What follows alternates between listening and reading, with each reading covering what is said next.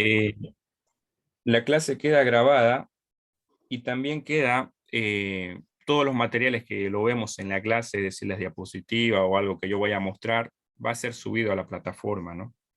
Entonces usted ya puede ir revisando. Ya en la materia de expresión oral y escrita ya hay mucho contenido, una tarea también que realizaron. Entonces, pero antes del examen yo voy a subir una carpeta que diga unidad 1, ¿no? Ahí voy a seleccionar lo más importante para que usted vaya a esa carpeta y usted pueda revisar, pueda leer, pueda recordar, hacer memoria de lo que vamos a ver en estas clases. Pedirle que en la clase siempre usted tenga un cuaderno, maneja, tome apuntes. Ese es el estilo universitario ya. Y de esa forma usted pueda encaminarse a poder sacar un buen examen, ¿no? Entonces, esa recomendación siempre darles, ¿no? Buscar un espacio ideal, adecuado. Sé que estar al frente de un teléfono, de un celular eh, o de una computadora, a veces nos genera un poco de cansancio, agotamiento, el estar escuchando. Por eso es que yo necesito que ustedes estén relajados y busquen un espacio ideal ya dentro de su casa o donde estén para que puedan atender. Ya, yo voy a compartir hoy unas diapositivas también con relación a lo que es la unidad 1. La unidad 1 estamos viendo lo que es el lenguaje, una introducción a la oratoria, una introducción a la expresión oral y escrita, ¿no? A cómo escribir correctamente, a la lectura y todos esos detalles que nos estamos encaminando para lo que más adelante será la unidad 2, donde ahí podremos ver ya a un nivel un poco más alto lo que es la argumentación, lo que es el debate y todos esos detalles que seguramente con certeza les darán un gran apoyo en su formación como futuros abogados, ¿ya? Entonces voy a compartir mi pantalla para proceder a lo que va a ser el avance correspondiente. Al finalizar, como digo, usted va a tener toda esta información en su plataforma. Por eso trate de visitar a cada momento la plataforma, ¿ya? Visite, vea, veo que algunos visitan con frecuencia, felicitarlo. Todos esos detalles yo estoy informado, ¿no? La plataforma me brinda esa información a mí. ¿Qué estudiante visita o quién nunca ha visitado hasta el momento, ¿no? Entonces, ya estamos cerca del primer parcial, así que por favor tomemos en cuenta, ¿no? Darle mayor relevancia. Si usted algo no ha quedado claro, no dude en preguntar, en Sí. consultarme. ¿Sí? Dice mi compañera Milenka Flores si le puede aceptar la clase, se salió sin querer, dice. Ya, ya. Ahora sí, gracias. Eh, entonces, de esa forma, eh, usted puede visitar la página, o mejor dicho, la plataforma, y pueda ver los contenidos que se va subiendo, ¿no? Pueda tal vez, si tiene tiempo, volver a ver el video de la clase para recordar, porque todo se va subiendo.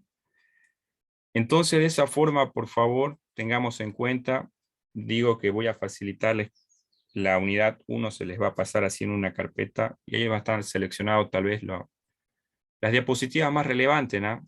Las que yo pienso que van a ingresar para el examen y usted lo va a tener de manera resumida. Si bien hasta ahora estamos viendo mucho contenido porque es necesario tener una base en el lenguaje y ver lo que implica, al final yo quiero que usted reconozca en los parciales cuestiones importantes, ¿no?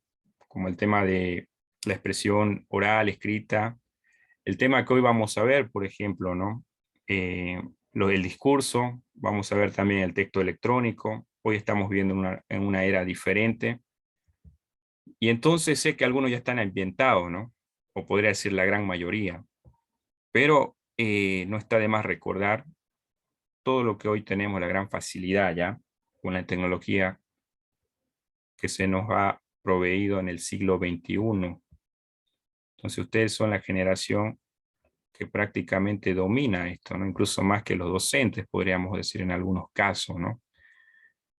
Manejan con facilidad lo que son la edad de la tecnología a esta época, y con mayor razón vamos a recordar o proveer una información necesaria, ¿ya? En esta ocasión voy a compartir el texto electrónico, ¿ya? Esto va a ser, subido, como digo, a la plataforma.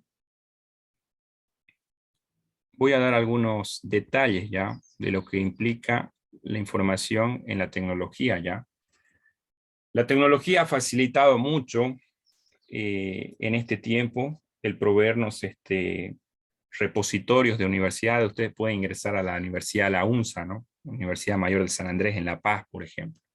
Quiere revisar una tesis, quiere revisar un artículo, quiere revisar trabajos de investigación que han hecho los estudiantes allá en la Facultad de Ciencias Jurídicas y Políticas. Usted va a encontrar una amplia información, ¿no? Puede ver la Universidad Mayor de San Simón, por ejemplo, en Cochabamba, también tiene su repositorio, ¿no?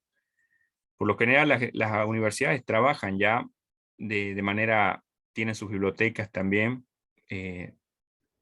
tecnológicas, donde la tecnología provee un montón de recursos, ¿no? Ya sea la Universidad Católica, hay muchas universidades que ya tienen toda su información en la web, ¿no? Entonces uno puede ir, revisar información, a ustedes en algún momento le va a tocar hacer trabajos, monografías, ensayos, tal vez más adelante van a defender a través de una tesis. Entonces ustedes tienen muchos recursos hoy en día, ¿no? A diferencia de lo que era el siglo XX.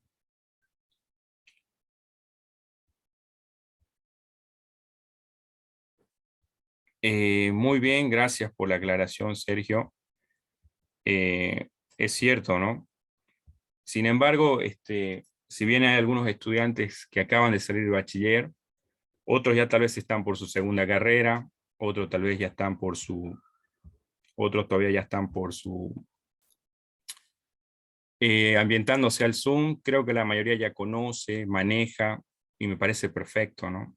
Pero siempre está bueno recalcar la información que ustedes van a tener dentro de la web, ¿no? Yo voy a compartir un poco algunas cuestiones para que usted ya vaya familiarizándose, como dice su compañero, un término adecuado, creo, para lo que es hoy la tecnología.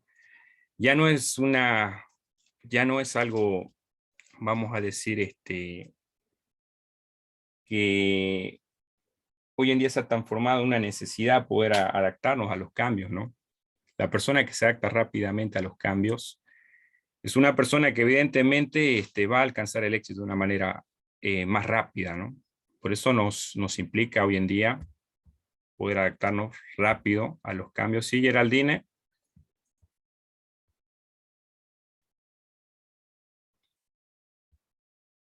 Has levantado la mano, Geraldine, ¿querías decir algo? Listen, disculpe, ¿será que me puedo salir de la clase y de vuelta me puedo aceptar? Es que escucho muy borroso. Ya, ya. No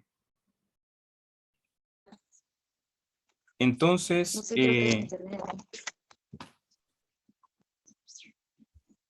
entonces hoy en día la adaptación nos implica, por ejemplo, iba a iniciar con esta frase, ¿no?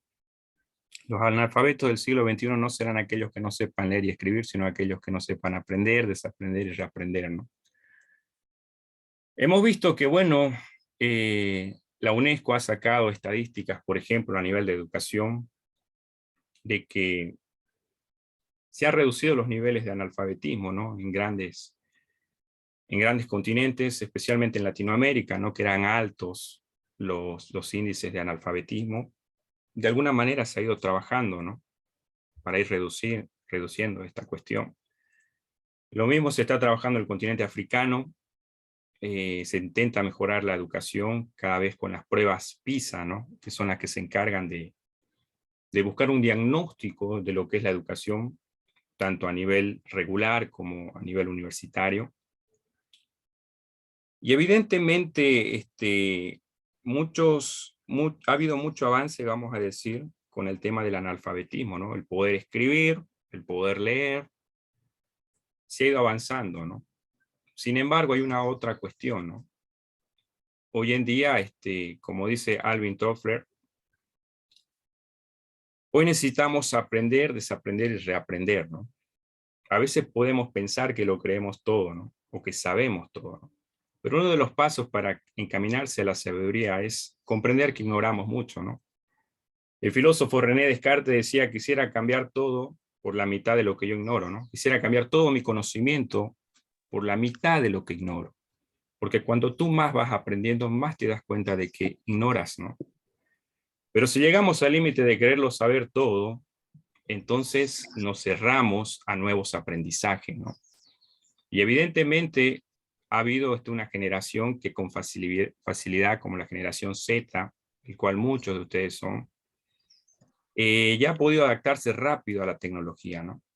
Pero hay otros estudiantes, es cierto, que si bien ya en el colegio se han ido ambientando, ¿no? La tecnología, ustedes viven con la tecnología, pero hay otros estudiantes que ya están por su otra carrera, hay otros que ya han tomado el desafío de asumir, luego de algunos años, poder estudiar una carrera o tal vez su primera carrera. Pero hoy en día a todos nos llama el desafío de poder utilizar la tecnología como una herramienta más, ¿no? Para nuestro crecimiento.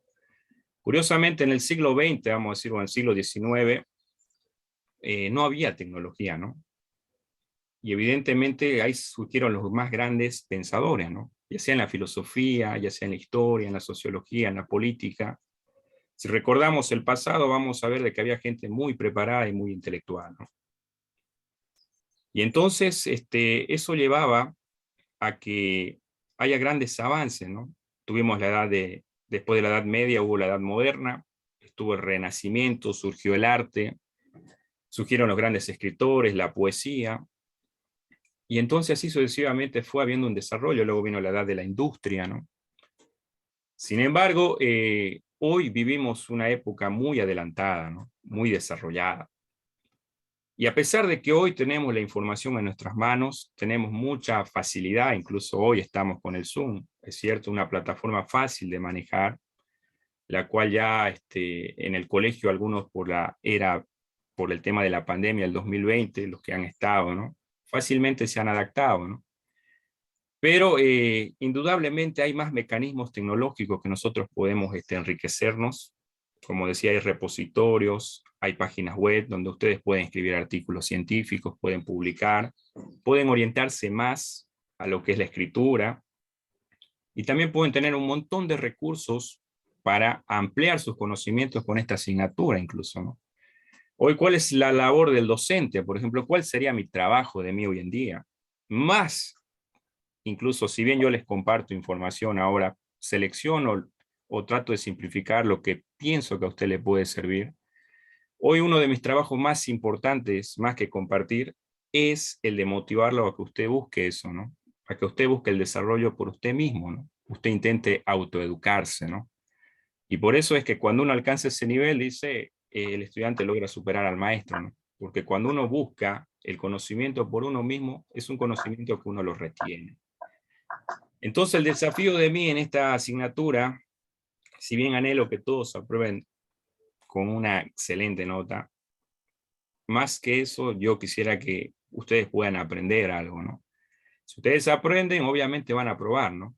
Pero muchas veces está la diferencia de solamente querer aprobar como sea, ¿no? Pero poco a poco hay que ir cambiando ese pensamiento, ¿no? Hay que intentar buscar un aprendizaje genuino y para ello he recurrido a ustedes con informes de lectura para que vayan ambientándose a lo que es leer. Algunos tal vez ya, me imagino que tienen el hábito de leer y felicitarlos, si es así, si es que esto lo han logrado en el colegio o en su vida personal. Me parece fabuloso porque es un hábito que hoy en día es difícil de encontrar en un ser humano, ¿no? Especialmente en nuestro lugar, ¿no? En Bolivia hay un porcentaje de que más de la mitad de nuestra población no lee nunca, ¿no? Según algunas investigaciones que hizo el diario El Deber, ¿no? También La Razón y varias universidades que buscaron información haciendo estadística, ¿no? A los colegios. La verdad que hay una pobreza en cuanto a eso, ¿no?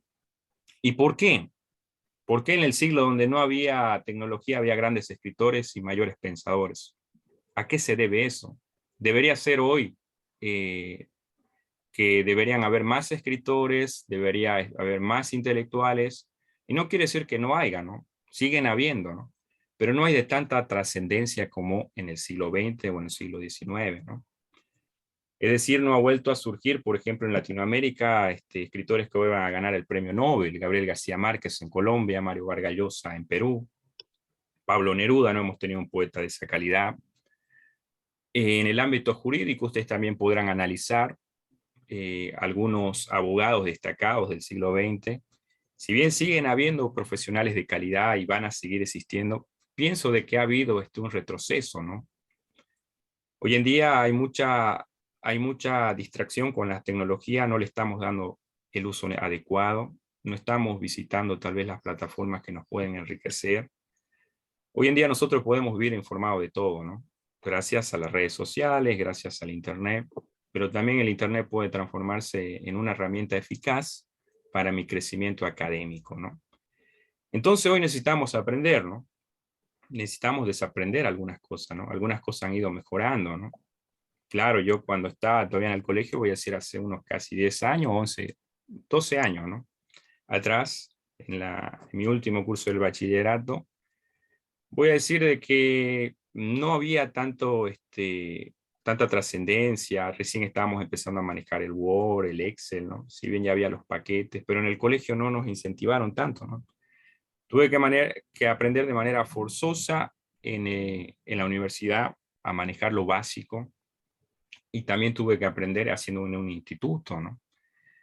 Entonces, es necesario hoy en día desaprender algunas cuestiones, ¿no? La máquina de escribir ya quedó en la historia, muchos han obtenido su certificado tal vez, ¿no? De dactilografía, por ejemplo, que era necesario en aquel tiempo, pero eso ya fue historia, ¿no? Antes hacer una tesis costaba más, ¿no? Hoy en la computadora podemos programar todo. Y hoy necesitamos también reaprender algunas cuestiones, ¿no? Entonces, vamos a decir que el analfabetismo del siglo XXI gira alrededor, especialmente, de aquellas personas que no se adapten a los cambios, ¿no? Hoy en día puede haber un analfabetismo en cuanto al manejo también de los accesorios tecnológicos que tenemos en el Internet, ¿no? Si usted es una persona experta, pues perfecto, ¿no? Fabuloso. Pero si usted siente que aún necesita mejorar, pues está a tiempo, ¿no? Se requiere la voluntad de saber aprovechar lo que hoy estamos viviendo con el mundo de la tecnología. Y si usted lo sabe utilizar, pues evidentemente va a tener un gran resultado. A ver, concepto.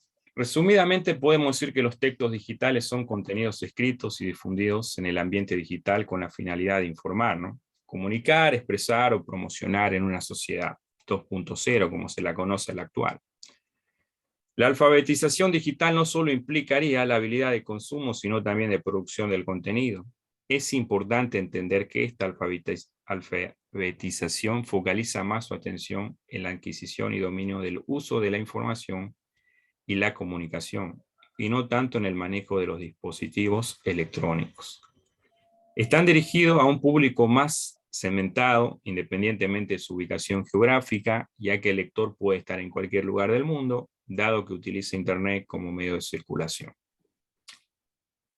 El punto final dice, aparentemente la diferencia entre los textos digitales y los textos tradicionales es solamente el medio que utilizan para su diseminación. Sin embargo, detrás de ellos hay muchos más recursos para que su alcance sea cada vez más. Bueno, hay un error. A ver, el concepto nos dice de que los textos electrónicos, por ejemplo, hoy lo podemos catalogar como los PDF, ¿no? Hoy en día hay un recurso digital, ¿no?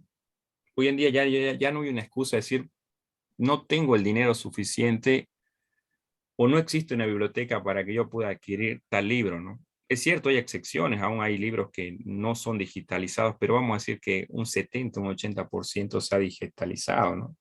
Hay plataformas como Amazon que uno puede comprar un libro de manera digital. Hay mucho acceso a la tecnología, ¿no? Además de que tú puedes leer libros, artículos, ponencias, ensayos de las grandes universidades, incluso Harvard o Oxford. Puedes visitar tanto nacional como internacional. También hay plataformas que te inducen a publicar tu conocimiento, ¿no? Es decir, si tú quieres publicar un artículo, quieres ser un escritor de manera independiente, entonces hoy tienes el acceso a tal vez de la forma tecnológica, poder hacer conocer tu conocimiento académico, ¿no? Y creo que esto es algo interesante que ustedes lo sepan en su primer año, ¿ya? Es necesario porque hoy en día, si bien es necesario una certificación a nivel de licenciatura, ingeniería. Hoy en día la competencia cada vez es más grande, ¿no? En los profesionales, ¿no? Entonces eso nos desafía, por ejemplo, muchos de acá tomarán la decisión de hacer un posgrado, harán un diplomado, algunos harán una maestría, harán un doctorado. Y todo eso le va a sumar a su currículo, ¿no? Además de ello, que usted sea una persona que sea un investigador académico, alguien que publique, escribe, resalta su imagen, ¿no? Como profesional. Hoy en día los profesionales, hay mucha demanda profesional, pero vamos a decir que dentro de la demanda de los profesionales son pocos los que se dedican a la investigación académica, ¿no? Claro, por lo general están en la universidad, están con la docencia, pero también hay profesionales, hay abogados que se dedican a publicar para que ustedes tengan herramientas, por ejemplo, ¿no? Se dedican a publicar libros, artículos para que ustedes puedan leer esos libros y puedan vivir informados, ¿no? Entonces usted tiene que tener esa noción de poder ser un investigador, ¿no? Poder abrirse campo en el ámbito académico, ¿no? Y hoy teniendo la tecnología de lado, eso va a facilitar mucho, ¿no? Estamos hablando de escritura y cuando hablamos en esta asignatura hacemos hincapié a que la escritura es algo preponderante en la vida del ser humano, ¿no? Al momento de redactar un documento, al momento de proceder con alguna norma, al momento de que usted se desenvuelva con un artículo. Esto lo practica desde que empieza la universidad y si usted adquiere este hábito lo va a practicar en su vida personal, ¿no? Siendo un investigador, ¿no? Y hoy en día es más fácil que antes, ¿no? Por eso digo, antes teníamos grandes investigadores, grandes pensadores, pese a que no había tecnología, ¿no? Eso quiere decir que la gente antes devoraba los libros, ¿no? Leía bastante, ¿no?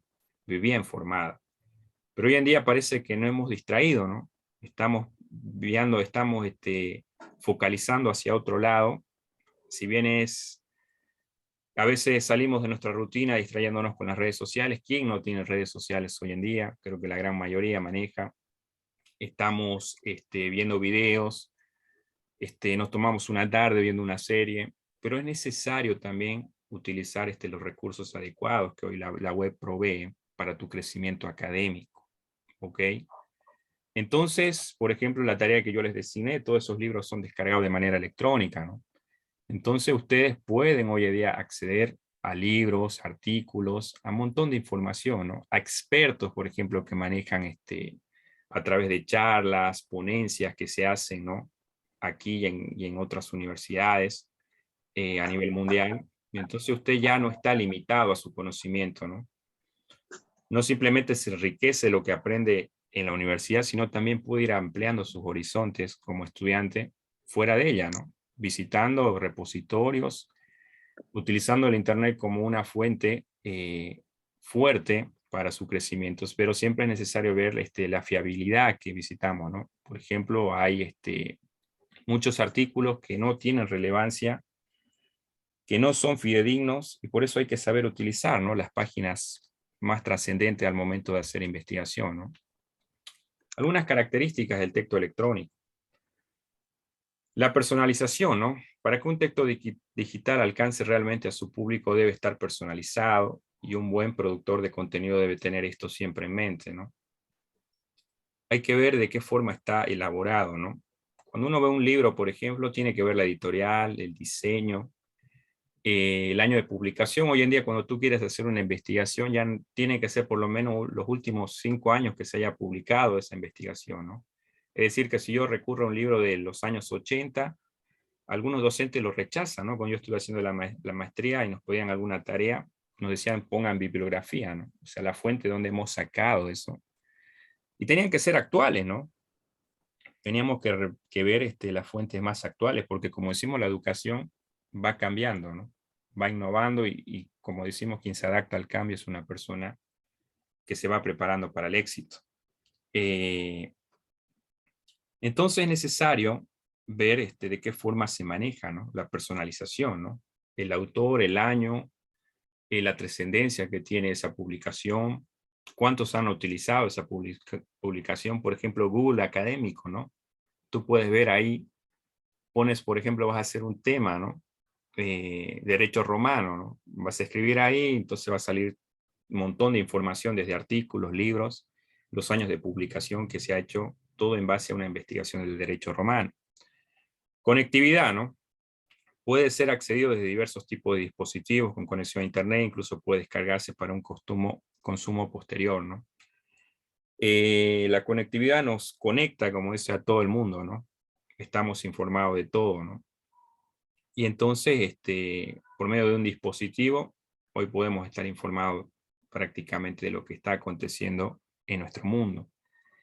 La hipertextualidad es un texto digital, puede llevarte a otro y a otro, y así sucesivamente. Los hipertextos permiten esta conexión entre los contenidos. A ver, cuando leemos sobre un determinado tema, eso no quiere decir de que esa fuente sea la 100% segura, ¿no? Esa es una investigación más. Tal vez tú vas donde otro investigador y ese tiene otra postura. Vas donde otro y otra postura, ¿no? Entonces, una investigación te lleva a otra, y entonces al momento de que tú te transformes en un investigador, tienes que llenarte primeramente de información, ¿no? Información adecuada, fidedigna, y luego tienes que saber seleccionar, ¿no? Tienes que saber recopilar cuál es la información más trascendente. Es por eso que si yo escucho sobre un tema, por ejemplo, ya sea de economía, ya sea de derecho, ya sea de política, a veces las personas nos quedamos con ese concepto, ¿no? Nos quedamos con ese concepto y lo repetimos y lo hablamos, pero un investigador es una persona que trasciende, va más allá, ¿no? No se queda simplemente con la opinión subjetiva, puede ser, de una persona, sino sigue investigando, ¿no? Sigue indagando, y por eso siguen saliendo nuevos conocimientos. Entonces es necesario que al momento de hacer, por ejemplo, un trabajo de investigación, a veces recurrimos a la fuente más fácil, Wikipedia, ¿no? Pero dentro del ámbito académico, Wikipedia es poco valorado, ¿no?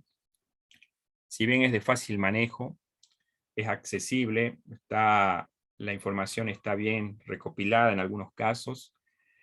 En el ámbito académico, uno siempre busca que ustedes puedan ir a otras páginas de mayor trascendencia, ¿no? Donde hay muchos investigadores, donde realmente se publican artículos con seriedad y no de manera rápida, ¿no? Entonces la hipertextualidad nos conduce a más, ¿ya? Nos lleva a más textos. Eso era lo que hacían también en el siglo pasado, ¿no? Francis Bacon fue el que él descubrió la investigación científica, y para ser un investigador uno tiene que recopilar información y luego saber seleccionar, ¿no? Y luego tal vez en un momento dar su criterio personal, ¿no? De los acontecimientos que él ha investigado, ¿no? Ya sea de manera escrita o de manera oral también, ¿no? Cuando uno va a anunciar tal vez una ponencia, va a pararse al frente y va a hablar sobre un determinado tema, el cual tal vez se ha investigado y se ha transformado en un experto para hablar de eso. Pero como digo, ustedes siempre recurran a mayores fuentes. Vayan siempre con mayor trascendencia. Interactividad y socialización. El texto digital está presente en blogs, páginas de internet, redes sociales, emails, entre otros, y la interacción se manifiesta toda ella, ¿no? Hoy se socializa la información, ¿no? Lo que tal vez trasciende rápidamente en un blog, en una página de internet, luego se es llevado a las redes sociales, aunque hoy pareciera que las redes sociales primero están informadas y luego trascienden en las demás noticias, en los demás foros. Y entonces, hoy en día, por ejemplo, en el ámbito de la comunicación social, decía el periodista John Arandia, ¿no? En uno de los cursos que llevamos con él, bueno, él afirmaba, el periodista nacional, de que poco a poco la comunicación está siendo limitada, porque hoy en día toda persona puede transformarse en un comunicador, ¿no? Grabando de su teléfono celular algún acontecimiento, dando su opinión sobre algo. Entonces, las redes sociales nos han llevado a mayor facilidad, ¿no? A libertad de expresión, ¿no? A poder manejarnos. Si bien hoy en día a los seres humanos nos gusta opinar, creo que es algo natural, es parte de nuestra libertad como personas. Creo que especialmente en el derecho y en cualquier humanidad, nosotros tenemos que hacer nuestras opiniones con fundamento, ¿no? Tenemos que tener un respaldo para hablar de manera objetiva y no subjetiva, ¿no? Yo como sujeto puedo decir muchas cosas, puedo tener mi forma de ver las cosas, ¿no? Pero cuando tengo un fundamento, lo que digo tiene más peso, ¿no? Es decir, el fundamento, ¿tú dónde lo encuentras? A través del conocimiento, ¿no? Cuando tú tienes una experiencia, cuando tú lees sobre algo, cuando tú te informas sobre ese tema, entonces te vas fundamentando, ¿no? Y no simplemente es tu postura, sino tu postura está agarrado a través de un fundamento, ¿no? Entonces hay que siempre argumentar con fundamento, eso lo vamos a ir viendo más adelante en las próximas clases. En la unidad 2 vamos a ver lo que es la argumentación, el debate, que son cuestiones que usted lo va a tener que manejar en público y también muchas veces también de manera escrita, ¿no? Para poder tal vez plasmar, ya sea en una investigación que usted haga, tal vez en algún argumento, alguna investigación. La multimedia, ¿no? Los textos digitales para facilitar el consumo vienen acompañados de diversos recursos de multimedia, ya sean simples, emoji, imágenes, infografías, videos e incluso audio, ¿no? Hoy en día, por ejemplo, una de las formas, hay muchas personas que aprenden, por ejemplo, viendo, ¿no? De manera visual. Alguno tendrá la facilidad de aprender de manera escuchando, ¿no? Ahorita me está escuchando y ya está asimilando, ¿no? Pero tal vez a otro, lo que yo estoy diciendo, le va a costar recordar, ¿no? Pero esa persona al mirar, al estar atento en la pantalla, ya sea a través de una imagen o algo, va canalizando mejor la información, ¿no? Es lo que los neurocientíficos dicen, ¿no? Hay diversas formas de aprender y no todos aprendemos de la misma forma, ¿no? Entonces, ahí es donde el desempeño de la educación, el educador tiene que saber qué estrategia emplear, ¿no?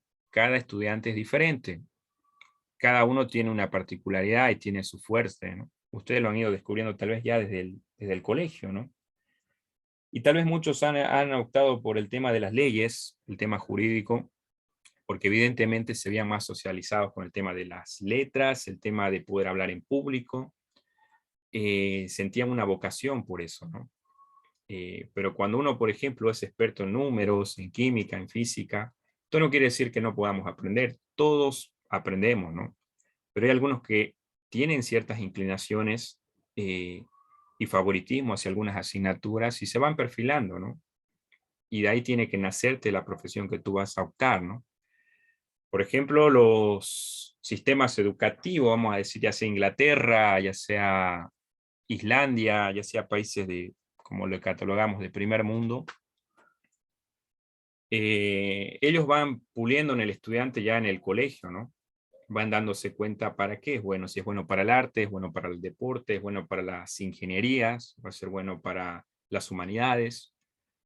Entonces, poco a poco se lo va preparando para que cuando él sea profesional, haga una actividad que le gusta, porque si a él le gusta va a poder dar un buen servicio, ¿no? Si a ti te gusta hacer tu trabajo, eso quiere decir que lo vas a hacer bien. Y si lo haces bien, estás dando un buen servicio a la comunidad y también te estás beneficiando tú, ¿no?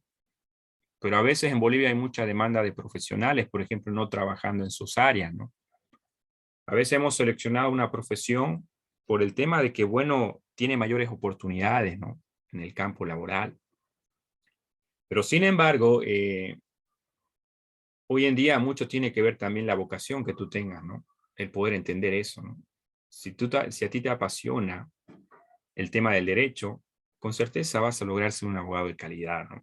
Porque te gusta, porque evidentemente vas a ir preparándote y vas a poder abriéndote campo, ¿no? Cada vez en tu rubro.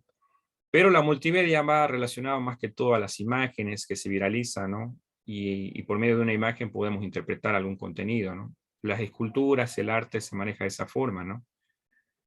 Trabajaba con los estudiantes del colegio, soy profesor también de secundaria, les había comentado, y bueno, en el tema de la filosofía les había hecho ver de que al frente de la Plaza Rubén Celaya, por ejemplo, ¿no?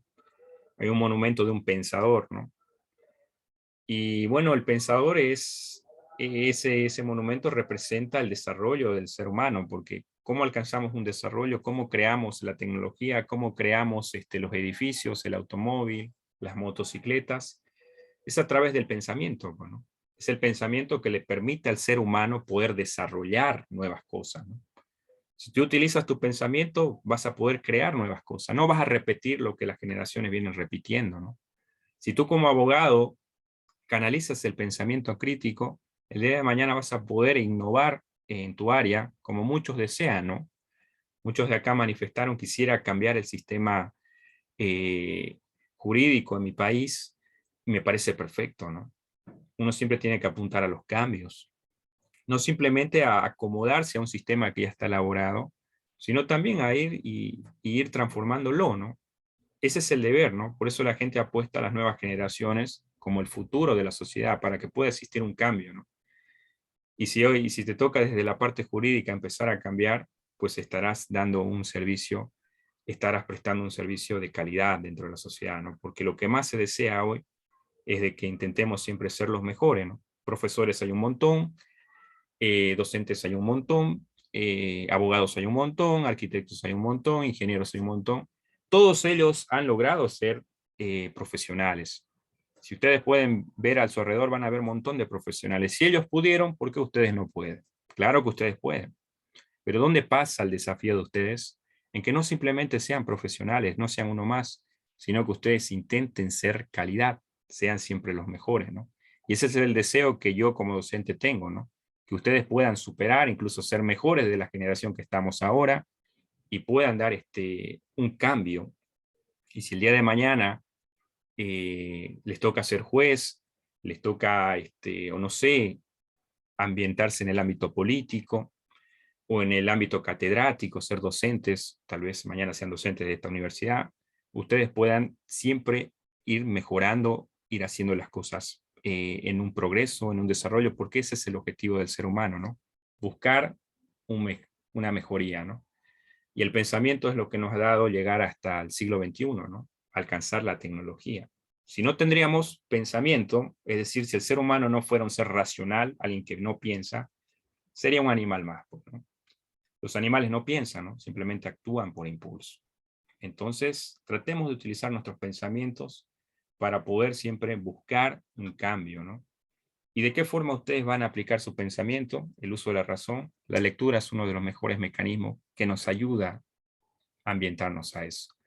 Entonces, jóvenes, mi consejo es que ustedes siempre estén abiertos a nuevas sugerencias, estén siempre abiertos a nueva información, adáctense a los cambios. Si usted ya lo ha hecho, me parece genial, pero siempre tenga en mente de que tiene mucho aún por aprender y que está en el inicio de su carrera y que se está formando, ¿no? Y que aún usted ya siendo un abogado, el día de mañana un licenciado en ciencias jurídicas, va a tener aún camino, ¿no? Por recorrer, porque la educación es algo que nunca muere, ¿no? La educación es constante y hasta el día de nuestra muerte no terminamos de aprenderlo todo, ¿no? Pero a veces hay personas que nos topamos y creen saberlo todo, ¿no? Entonces ese es el primer sinónimo, es el primer síntoma de ignorancia, ¿no? Porque en realidad todos ignoramos algo.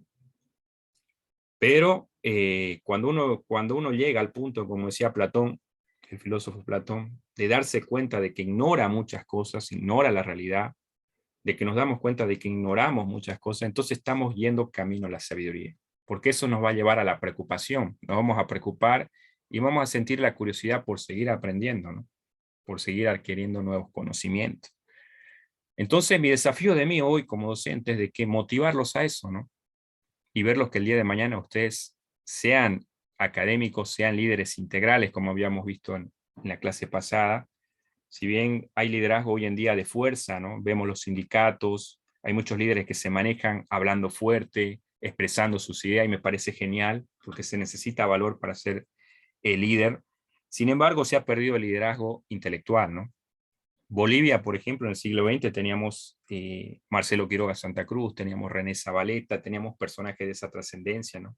Escritores como Alcides Árguedas, pero poco a poco se han ido perdiendo, ¿no? Entonces Bolivia necesita con los jóvenes un liderazgo integral, ¿no? Alguien que ponga la inteligencia, ponga las ideas y también ponga la fuerza en algún momento, ¿no? Y ambas cosas se complementen, ¿no? Entonces habíamos visto también los diferentes tipos de líderes que existen, ¿no? Seguramente cada uno de ustedes tiene una personalidad, algunos son más callados, más tímidos, otros son personas que les gusta decir lo que sienten y me parece genial. Vivimos en una sociedad donde debemos adaptarnos con todo tipo de personas, pero nuestra personalidad siempre tiene que ir dirigida al servicio, ¿no? A buscar un cambio. Ese es el trabajo de un profesional, ¿no? No simplemente el día de mañana poder servirnos de nuestra profesión, sino también el poder servir a los demás y poder hacer de este mundo algo mejor. Muy bien, a ver, esto tiene que ver con más o menos el tema de hoy, las clases, ¿no? Aquí he puesto algunos memes, ¿no? Por ejemplo, un docente puede tener 3 doctorados y puede tardar 1 hora en encender el proyector, ¿no? Y es así. Yo en el colegio a veces necesito la ayuda de mis estudiantes para que me ayuden. Los veo que ellos saben editar, manejan bien.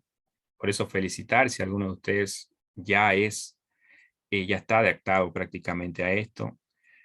Bueno, en la época del comienzo de los del siglo XXI, ¿no? Iniciando el año 2000, yo recuerdo hacer mi tarea, por ejemplo, y tal vez muchos de acá también han logrado manejarse de esa forma, ¿no? Buscar los atlas, buscar los libros, buscar la información era un poco más difícil, ¿no? Nos daban un trabajo de investigación y teníamos que buscar, ¿no? Las láminas. Pero hoy en día tú pones en Google y te facilita toda la información, pues, ¿no? Pero a veces, al menos me toca ver con los chicos del colegio, se estresan mucho, dicen, ¿no? Con el tema de la tecnología, pero bueno, si ellos se estresan, ¿qué nos quedaría a nosotros que tal vez no hemos tenido esas ventajas, ¿no? Tenemos que movernos más para tener información. Y bueno, hay gente, por ejemplo, yo tenía amigos que no les gusta leer en PDF y está bien, porque a veces el tema de la vista puede afectarnos, a no ser que tú tengas unos buenos lentes, ahora que van a estar alrededor de su computadora, su celular. Sin embargo, pienso de que es una salida más, ¿no? Hay muchos libros que es muy difícil, por ejemplo, en Yacuiba no tenemos biblioteca pública, una biblioteca, vamos a decir, garantizada, ¿no? Una biblioteca enorme con muchas fuentes, donde puede haber muchos recursos, o también no tenemos lugares donde podamos adquirir libros, ¿no? Entonces, recomendar siempre, tal vez cuando usted visite una ciudad grande, Santa Cruz, La Paz, vaya a algún departamento, Cochabamba, tráigase algunos libros, empiece a hacer su biblioteca personal, ¿no? Compre libros de derecho, compre libros de historia, compre libros de política, vaya usted formando, para que cuando un día llegue a la tercera edad, se siente y los ponga a leer, ¿no? Entonces, no dejemos que la literatura muera, ¿no? Si bien la tecnología ha suplantado los PDFs, incluso algunos de manera ilegal, ¿no? Pero pienso que también se ha transformado en una salida, ¿no? Pero bueno, si usted tiene las ventajas de poder adquirir libros físicos, tiene la economía estable, pues me parece genial, ¿no? No es un gasto, siempre he dicho comprar libros, sino es una inversión, ¿no? Entonces hay recursos, hay bibliotecas virtuales en gran cantidad, ¿no? Por ejemplo, a mí me tocó trabajar en el centro no vidente, ¿no? El centro municipal de Yacuiba, con las personas no videntes, ¿no? Las personas ciegas, eh, personas que han perdido tal vez la vista con el transcurso de los años, o algunos han nacido así desde niños. Entonces yo trataba de trabajar con ellos a través de los audiolibros, ¿no? Ellos iban escuchando la narración y entonces iban ya informándose del libro, ¿no? Por ejemplo, acá les hice leer un libro que es interesante, es de Joe Kassenbach. Claro, es una novela policial de misterio que te atrapa de entrada, porque encima la muchacha que relata, Gahora Adrián Martínez, tiene una voz muy elocuente, ¿no? Y esto es algo importante en la oratoria, ¿no? Atrapar con tu voz. Por eso es que los locutores de radios nos atrapan de entrada, ¿no? Por la voz. El tono de voz hace mucho en una persona que habla en público, en una persona que quiere que lo capten, tiene que tener un buen tono de voz, ¿no? Y de entrada te agarra, ¿no? Que es interesante, el misterio, y bueno, el audiolibro va haciendo también que tú vayas imaginando, vayas teniendo conexión, y la lectura hemos dicho que previene el Alzheimer, por ejemplo, ayuda a la memoria, nos hace personas más creativas, ¿no? Entonces, audiolibros, PDF, tú puedes quieres leer Cien años de soledad de Gabriel García Márquez, la obra que lo llevó a ganar el premio Nobel. Si quieres lo lees, y si dices, lo estoy sintiendo un poco pesadito porque no tengo la costumbre de leer, pues puedes agarrar y ponerlo en audio y lo vas a escuchar. Entonces hay un montón de facilidad hoy en día, ¿no? Por eso digo, no hay una excusa para no poder adquirir esa información. Y bueno, acá he complementado algo interesante, ¿no? Yo al finalizar voy a subir también a la plataforma un documento que habla acerca de las reglas ortográficas, ¿no? También les había mencionado que cuando era funcionario público, una de las tareas que tenía era el tema de la administración, la parte, yo tenía que recopilar, recepcionar, mejor dicho, los informes de los trabajadores, y a veces tenía que ver, ¿no? Y algunos había errores ortográficos, ¿no? Independientemente de que algunos eran profesionales, ¿no? Tanto bachilleres y otros habían obtenido educación superior, eran universitarios. Entonces, la ortografía es algo que, vamos a decir, se nos puede ir, hasta incluso a los más expertos, en alguna ocasión se les puede ir, porque habíamos dicho que la Real Academia Española va actualizando esto, ¿no? Y va modificando algunas cuestiones. Pero para que nosotros vivamos siempre de manera constante, informados, pienso que la mejor forma de erradicar los problemas de ortografía es la lectura, ¿no? Cuando tú lees un libro, te vas asociando con las palabras, ¿no? Vas identificando cómo se escribe correctamente, ¿no? Y entonces, de esa forma, te vas ambientando a cada día poder escribir mejor, ¿no? Es más, hay gente que es bien estricta con esto, ¿no? A veces nos equivocamos, ya sea cuando tú escribes alguna publicación en Facebook, ¡pum!, sale alguien, ¿no? Un hater, como decimos, ¿no? Y te va a vapulear diciendo el tema de la ortografía, ¿no? Y pienso que sí, deberíamos ser rigurosos, porque esencialmente yo no me imagino un profesional escribiendo mal, es algo que no se puede tolerar. Había mencionado de que países como Australia, en Oceanía, ¿no? Nueva Zelanda, si tú quieres entrar a una institución, te van a hacer un examen ortográfico, ¿no? Y si no sabes escribir, no vas a poder postular para el trabajo, ¿no? Posiblemente más adelante lleguemos a esta situación, o tal vez alguna institución en Bolivia ya lo esté aplicando, ¿no? Entonces, la ortografía es un conjunto de reglas y convenciones que rigen el sistema de escritura, ¿no? Habitual, establecido por una lengua estándar, ¿no? La ortografía es una parte de la gramática que se ocupa de la forma correcta de escribir las palabras, cuyo principal uso es la comunicación, ¿no? Hemos dicho que en expresión oral y escrita lo que anhelamos alcanzar es una comunicación buena, ¿no? Tanto de manera oral, cuando yo hable en público, también como de manera escrita pueda transmitir mis pensamientos, pueda comunicar y hacer ver a las personas a través de una carta cuando me dirijo a alguien, pueda tener la eficacia, ¿no? Entonces, tanto la escritura como el poder hablar en público nos da un poder, ¿no? Pero tiene que ser bien elaborado, ¿no? Entonces, las reglas ortográficas es un problema, pienso hoy en día, ¿no? Vamos a decir que muchas personas carecen de, por ejemplo, distinguir algunas palabras como es la forma correcta, ¿no? Y de qué verbo proviene. Porque evidentemente no estamos relacionados con las letras, no estamos asociados con las palabras. Tal vez escuchamos en la televisión la pronunciación, pero no sabemos cómo se escribe porque nunca vamos a un libro, ¿no? Entonces, si tú no estás seguro incluso hoy de escribir una palabra, tienes tus dudas, ¿no? Por ejemplo, acá si haces con S o con Z, siempre dicen algunos, los más rigurosos con esto, googlea la palabra, ¿no? Ve cómo se escribe correctamente para hacer tu trabajo igual. Si bien hoy en día tenemos el corrector, ¿no? Y hasta incluso en el WhatsApp o ahí mismo en la computadora, es necesario tener en cuenta, ¿no? Los términos básicos que a veces empleamos, ¿no? Para que evitemos lo que es los errores ortográficos. Yo voy a pasar luego un documento en PDF para que ustedes más o menos vayan viendo, ¿no? Cuáles son, o tengan un alcance de cuáles son las reglas más importantes dentro de la ortografía, cómo poder distinguir esto, porque esto es muy amplio, ¿no? No alcanzaría una clase para poder navegar, acá lo he tratado de una manera rápida, para que usted vea que la ortografía también es esencial, ¿no? Pero usted va a tener en ese documento una información más que le va a poder facilitar tal vez en las cuestiones, si es que usted siente de que es una persona que tal vez tiene esta falencia, ¿no? El tema de los errores ortográficos.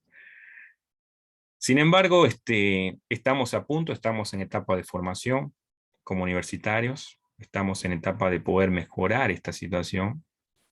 Entonces, pero mi consejo para mí es que si usted quiere hablar en público, por ejemplo, ¿no? Quiere escribir correctamente, quiere mejorar su ortografía, pienso que el secreto es la lectura. Por eso es que aquí he hablado un poco del texto electrónico, porque la lectura, si bien de manera física o digital, me encantaría que eso sea un hábito primordial dentro de sus vidas de cada uno de ustedes, ¿no? Es una elección personal que usted elige, ¿no? Si usted quiere afianzar esto dentro de su formación o no. Pero pienso que es uno de los objetivos que yo deseo impulsar en ustedes para que si usted tenga la fortaleza de poder hablar, ¿no? A veces queremos hablar en público, pero ¿qué vamos a hablar si no simplemente repito las mismas palabras? No tengo elocuencia, no tengo una amplitud de vocabularios. Mi vocabulario está limitado a lo que hablo con mis amigos. Mi vocabulario está limitado a lo que veo en las redes sociales. Mi vocabulario está limitado a lo que escucho en la televisión, a lo que observo. Pero los libros me dan una riqueza abismal, ¿no? El idioma español tiene un arsenal en cuanto a palabras, un enriquecimiento, que si tú lo sabes aprovechar, cuando hagas un discurso, cuando hables en público, la gente va a quedar impresionada, ¿no?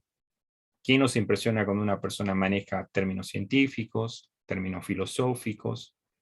Es una persona que uno dice es leída, ¿no? Es una persona que sabe. Por eso en la expresión oral y escrita yo necesito que estas cosas vayan introduciéndose en su vida personal, ¿no? Porque así es más fácil que usted tenga la facilidad de poder hablar en público, de escribir correctamente. A veces hay muchos cursos de taller, ¿no? Hay muchos talleres de oratoria, por ejemplo. Hay muchos cursos de coaching que nos dicen vas a ser un experto, un máster en hablar, ¿no?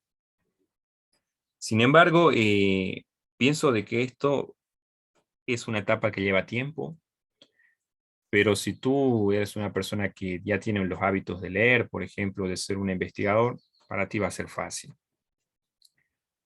¿Alguna duda, alguna pregunta hasta acá, jóvenes? Señoritas, no sé si algo no ha quedado claro o tal vez quieren aportar algo más. ¿Preguntas? Los escucho. ¿Dudas?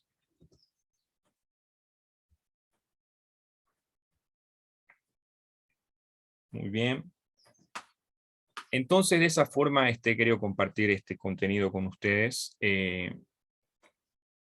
Enseguida vamos a ver un tema que es interesante. Primeramente les voy a ir mostrando algunos videos y voy a preguntar tal vez a cualquiera de ustedes qué le ha parecido, cuál es su sensación de este video, ¿ya? Porque ahora nos toca ver el tema del discurso, ¿no? Vamos a saltarnos a la otra vereda y vamos a retomar lo que es hablar en público. Dentro de hablar en público está el saber elaborar un buen discurso, ¿no? Yo soy político, soy empresario, soy sacerdote, soy pastor, tengo que saber tener un buen discurso. Soy abogado, tengo que saber tener un buen discurso para saber llegar a las personas. Entonces yo he seleccionado algunos discursos relevantes que han impactado en el mundo. Me gustaría que ustedes presten atención, ¿ya? Voy a hacer la pregunta a cualquiera de ustedes para que usted me explique cuál ha sido su sensación, ¿no? ¿Qué es lo que usted ha sentido con este discurso? Y luego vamos a abordar un poco la parte teórica. Pero voy a compartir el video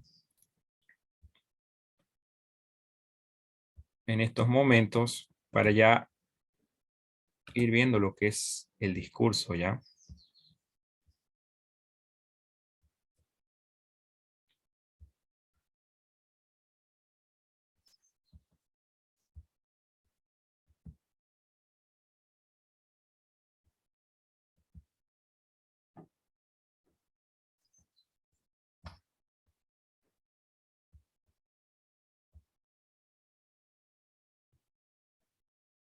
Desde hoy. Ya, muy bien.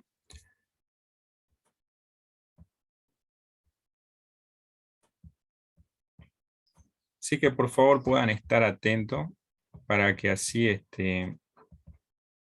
puedan ustedes observar y puedan sacar sus conclusiones ya de este discurso, que es en 1940, durante ese periodo de la Segunda Guerra Mundial,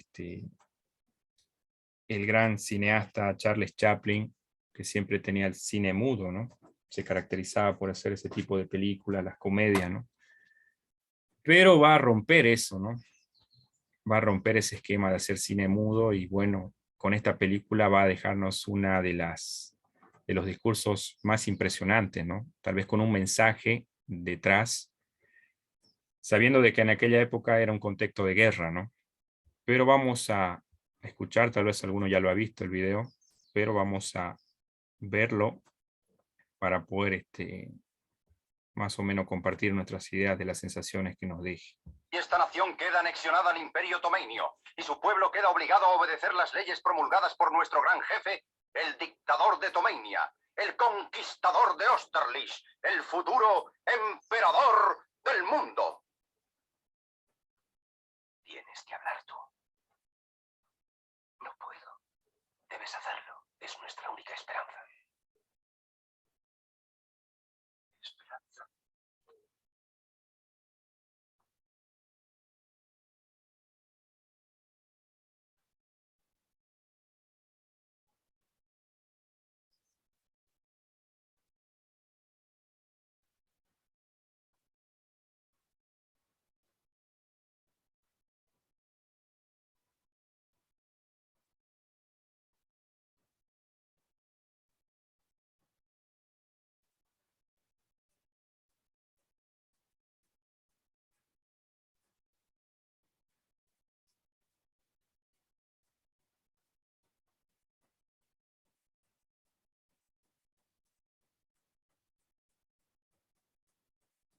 Lo siento, pero yo no quiero ser emperador. Ese no es mi oficio. No quiero gobernar ni conquistar a nadie, sino ayudar a todos si fuera posible, judíos y gentiles, blancos o negros. Tenemos que ayudarnos unos a otros. Los seres humanos somos así. Queremos hacer felices a los demás, no hacerlos desgraciados. No queremos odiar ni despreciar a nadie. En este mundo hay sitio para todos. La buena tierra es rica y puede alimentar a todos los seres. El camino de la vida puede ser libre y hermoso, pero lo hemos perdido. La codicia ha envenenado las almas. Ha levantado barreras de odio. Nos ha empujado hacia la miseria y las matanzas. Hemos progresado muy deprisa, pero nos hemos encarcelado nosotros. El maquinismo que crea abundancia nos deja en la necesidad. Nuestro conocimiento nos ha hecho cínicos, nuestra inteligencia duros y secos. Pensamos demasiado y sentimos muy poco. Más que máquinas, necesitamos humanidad. Más que inteligencia, tener bondad y dulzura. Sin estas cualidades, la vida será violenta. Se perderá todo. Los aviones y la radio nos hacen sentirnos más cercanos. La verdadera naturaleza de estos inventos exige bondad humana. Exige la hermandad universal que nos una a todos nosotros. Ahora mismo mi voz llega a millones de seres en todo el mundo. A millones de hombres desesperados, mujeres y niños. Víctimas de un sistema que hace torturar a los hombres y encarcelar a gentes inocentes. A los que puedan oírme les digo, no desesperéis. La desdicha que padecemos no es más que la pasajera codicia y la amargura de hombres que temen seguir el camino del progreso humano. El odio de los hombres pasará y caerán los dictadores y el poder que le quitaron al pueblo se le reintegrará al pueblo y así, mientras el hombre exista, la libertad no perecerá. Soldados, no os rindáis a esos hombres que en realidad os desprecian, os esclavizan, reglamentan vuestras vidas y os dicen lo que tenéis que hacer, que pensar y que sentir. Os barren el cerebro, os ceban, os tratan como a ganado y como a carne de cañón. No os entreguéis a estos individuos inhumanos, hombres máquinas, con cerebros y corazones de máquinas. Vosotros no sois máquinas, no sois ganado, sois hombres. Lleváis el amor de la humanidad en vuestros corazones, no el odio. Solo los que no aman odian, los que no aman y los inhumanos. Soldados, no luchéis por la esclavitud, sino por la libertad. En el capítulo 17 de San Lucas se lee, el reino de Dios está dentro del hombre, no de un hombre ni de un grupo de hombres, sino de todos los hombres, en vosotros. Vosotros el pueblo tenéis el poder de crear máquinas, el poder de crear felicidad. Vosotros el pueblo tenéis el poder de hacer esta vida libre y hermosa, de convertirla en una maravillosa aventura. En nombre de la democracia, utilicemos ese poder, actuando todos unidos. Luchemos por un mundo nuevo, digno y noble, que garantice a los hombres trabajo y dé a la juventud un futuro y a la vejez seguridad. Con la promesa de esas cosas, las fieras alcanzaron el poder, pero mintieron, no han cumplido sus promesas, ni nunca las cumplirán. Los dictadores son libres solo ellos, pero esclavizan al pueblo.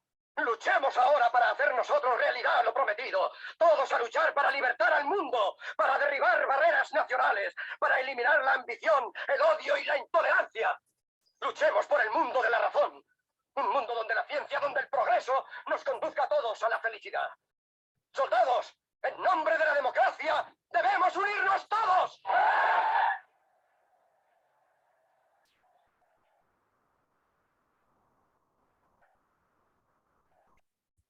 Muy bien.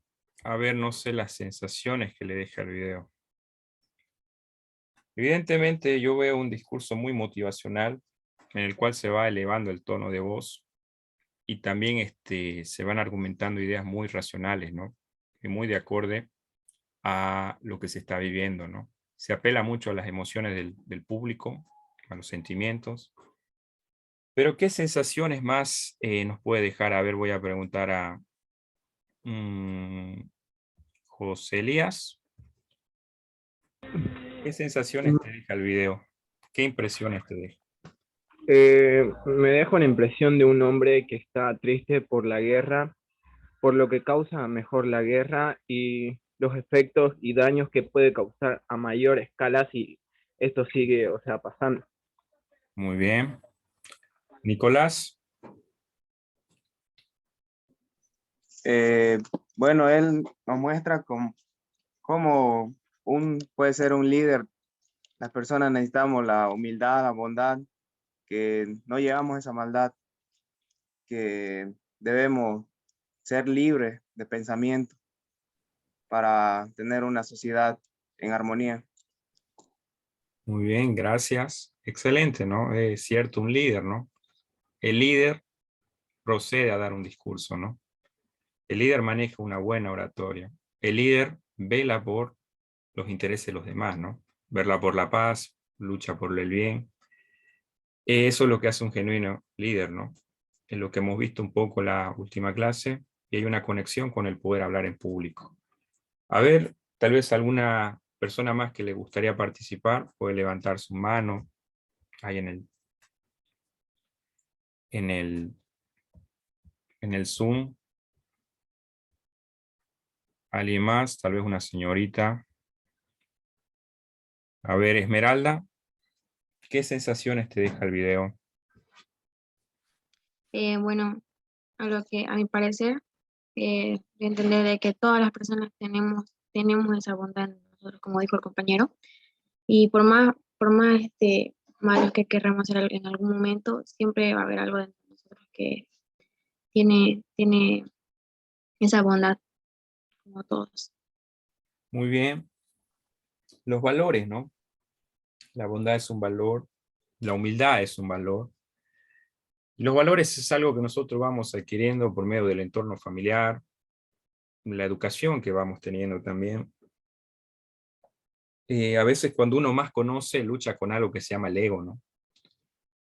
Cuanto más conocemos, a veces pensamos saberlo todo, ¿no? O nos sentimos superiores a los demás. A veces está en nuestra naturaleza sentirnos así.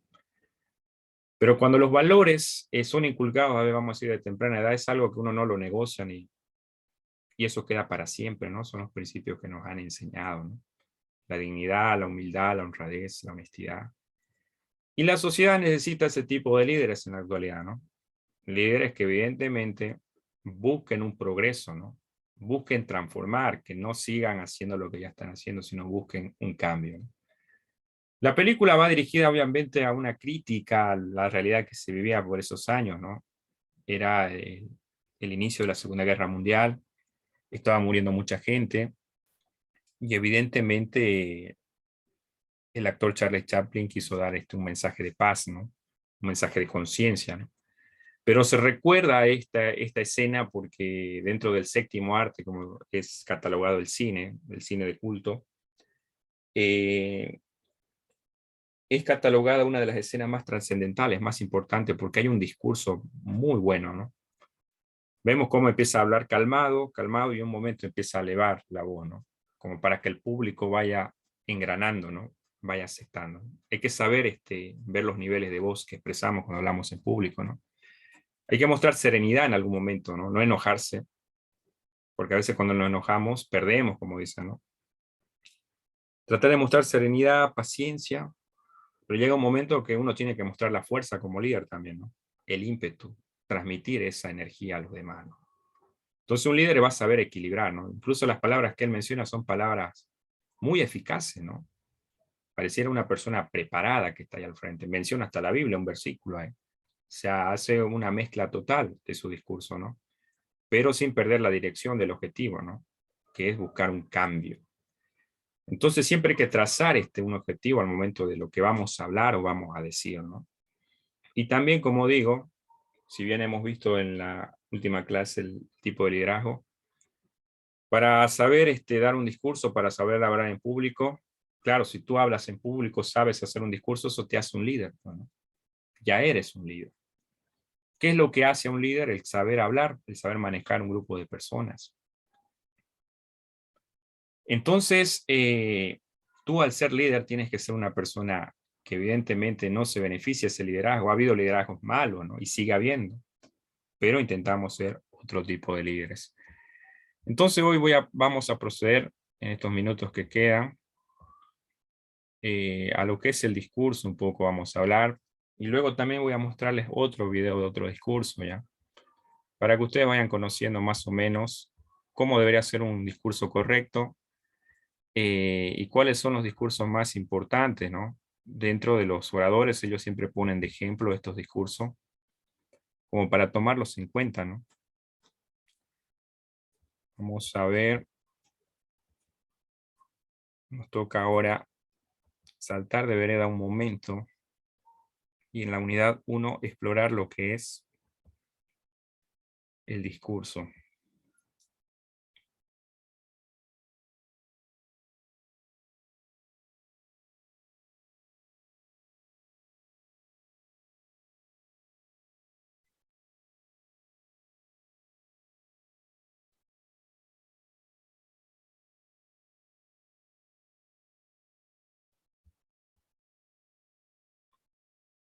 Un momento, está cargando.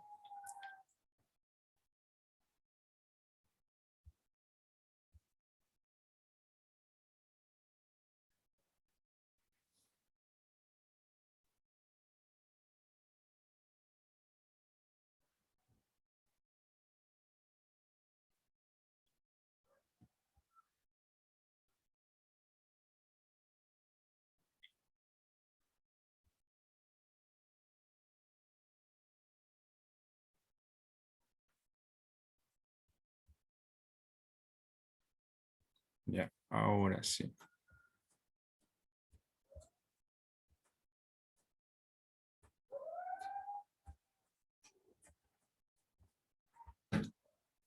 Muy bien el discurso, ¿ya? Es más, cuando ustedes se gradúen, van a tener que escoger a uno de sus compañeros que haga un discurso, ¿no?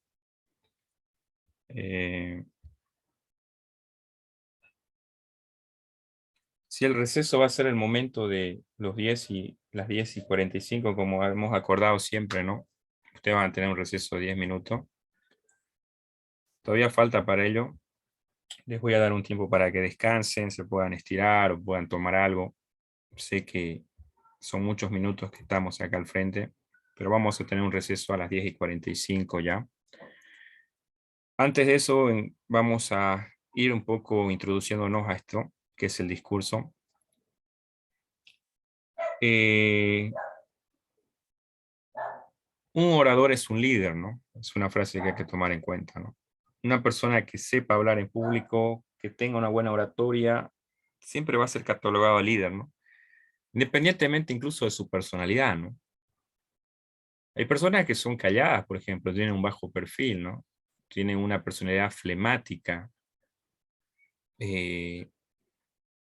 Pero al momento de hablar, por ejemplo, en público, al momento de expresarse, son personas muy coherentes, ¿no? Muy serias. Y también están las personas que son sanguíneas, ¿no? Las que se saben relacionar con todo tipo de personas. Tal vez usted tiene esa característica de que cuando llega a la fiesta es quien pone la onda. Entonces, el sanguíneo tiene esa ventaja a veces de poder relacionarse fácilmente con la gente, ¿no? Pero hablar en público es otra cuestión, ¿no? Hablar en público no, hemos visto que un 70%, según estadística, demuestra que muchas personas sufren ansiedad, nervios, temor, porque evidentemente es un desafío, ¿no? No todos nos hemos formado como líder, si bien están las dos posturas que dicen, bueno, el líder se hace, otro dice se nace. Lo cierto es que si ponemos uno en la balanza, pienso, como dice Goleman, también un escritor experto en esto, que el líder mayormente tiende a formarse, ¿no? Entonces, por eso es que como profesionales nos preparamos para ser líderes igual. Pero a veces como profesional, yo como no sé hablar en público, me he acostumbrado a mi cargo laboral, a mi trabajo, y siempre no me vivo involucrando en nada, soy callado, incluso puedo ver cosas que no estén bien, estoy tranquilo. Siempre paso a ser uno más, ¿no? Estoy dentro del plano secundario, eso no quiere decir que sea malo. Pero si tu deseo es obviamente de poder ir creciendo, ir desarrollando, ir progresando, que creo que la mayoría desea eso, siempre buscar nuevos niveles. Cuando alcanzamos un objetivo siempre vamos a desear más. Pues entonces tú vas a tener que saber hablar en público, ¿no? Si quieres destacarte, si quieres un ascenso, tienes que saber hablar, saber expresarte. Y el discurso eso es algo muy elemental, ¿no? Lo ha sido a lo largo de la historia. El discurso es la expresión formal de un acto comunicativo que se presenta bajo manifestaciones diversas. Por ejemplo, está el discurso oral, está el discurso escrito. El discurso no es un producto, sino es un proceso cuyo aspecto más destacado es su finalidad comunicativa, ¿no? El discurso es un término que se refiere a tendencias de elaboración de un mensaje mediante recursos expresivos y diversas estrategias. También, según la Real Academia Española, es una serie de las palabras y frases, ¿no? Interesante, ¿no? Hay discursos que dejan frases célebres para la historia, ¿no? Ustedes ven, por ejemplo, una frase, ¿no? La dijo Nelson Mandela, la dijo Donald Trump, la dijo otro personaje destacado, Martin Luther King, y uno ve a veces en las imágenes, ¿no? Que se comparten en las redes sociales, ¿no? La foto del personaje con una frase, ¿no? Pero seguramente esa frase no simplemente la ha plasmado tal vez de un escrito en un libro, sino esa frase la han sacado de uno de sus discursos, por ejemplo, ¿no? Y esa frase ha quedado para la historia, ¿no? Su discurso ha sido tan fuerte que ha dejado frases para la historia, ¿no? Porque evidentemente a veces grabarse todo un discurso, nuestra memoria no funciona, es a corto plazo, ¿no? Pero a veces cuando en un discurso queda una frase, como que eso toca el ser del público y a veces se puede ver eh, asemejado, ¿no? A lo que está viviendo, ¿no? Y entonces eso va a hacer de que el público te confíe a ti, ¿no? Un liderazgo. Por eso uno tiene que ser asertivo con lo que va a decir en público. Hablar en público no es fácil porque requiere preparación. A veces, ¿por qué se nos daba nervio a ver exponer en el colegio, ¿no? La sensación de leer en las cartulinas, ¿no? No hemos acostumbrado muchas veces a trabajar de esa forma. Pero no hemos dado cuenta de que hemos ido esquivando, por ejemplo, el tema de hablar en público, ¿no? Va a haber un acto cívico, no, hacelo vos. Nunca queremos asumir ese desafío, porque evidentemente eso requiere preparación. Cuando tú no estás preparado y te mandan a un lugar en público a hablar, vas a sentir inseguridad.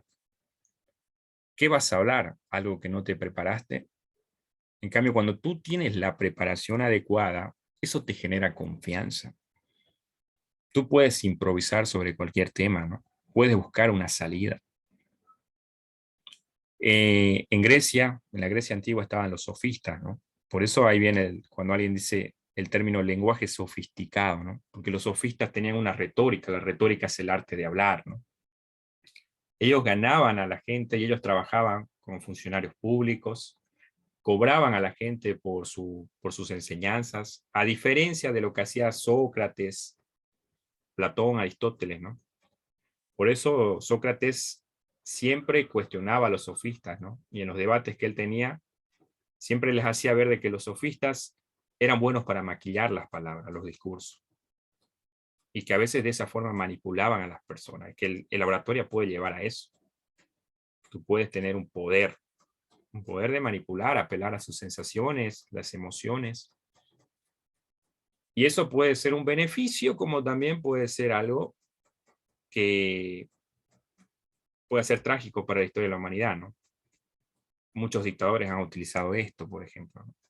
¿No van a ver ustedes algún dictador, a algún gobierno que haya actuado mal, que no sepa hablar en público, sabía manejarse?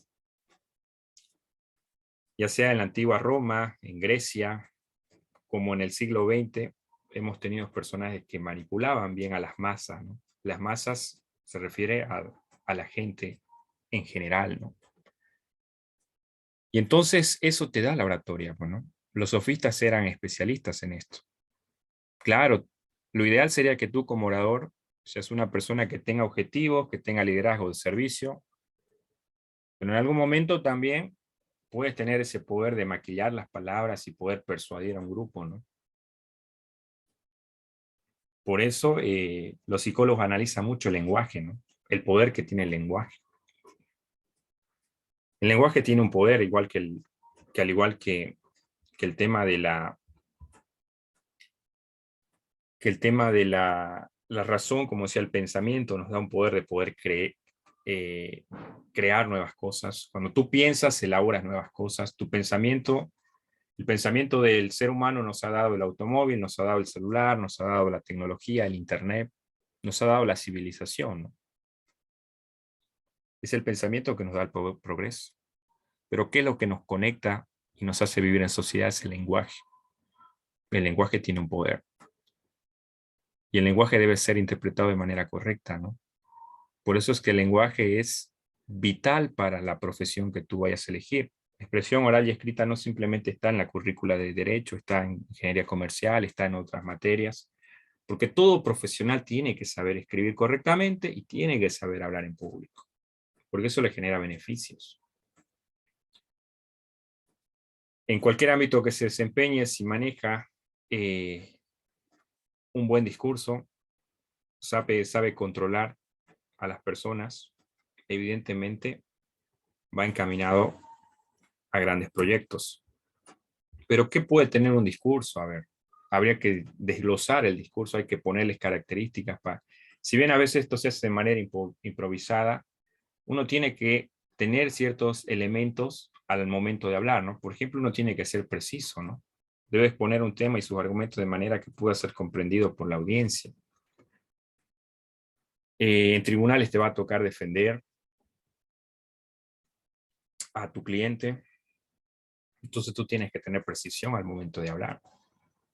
Porque si en el tiempo que te dan para hablar tú no eres preciso, puedes quedar expuesto, ¿no? A veces después de haber hablado, nosotros decimos, ¿y por qué no hemos dicho esto, no? Nos está faltando esa conexión de entre lo que pensamos y decimos, ¿no? Porque seguramente yo sé que aquí todos ustedes tienen buenas ideas, todos ustedes tienen buenos pensamientos. Por eso es que los escritores se dedican a escribir, ¿no?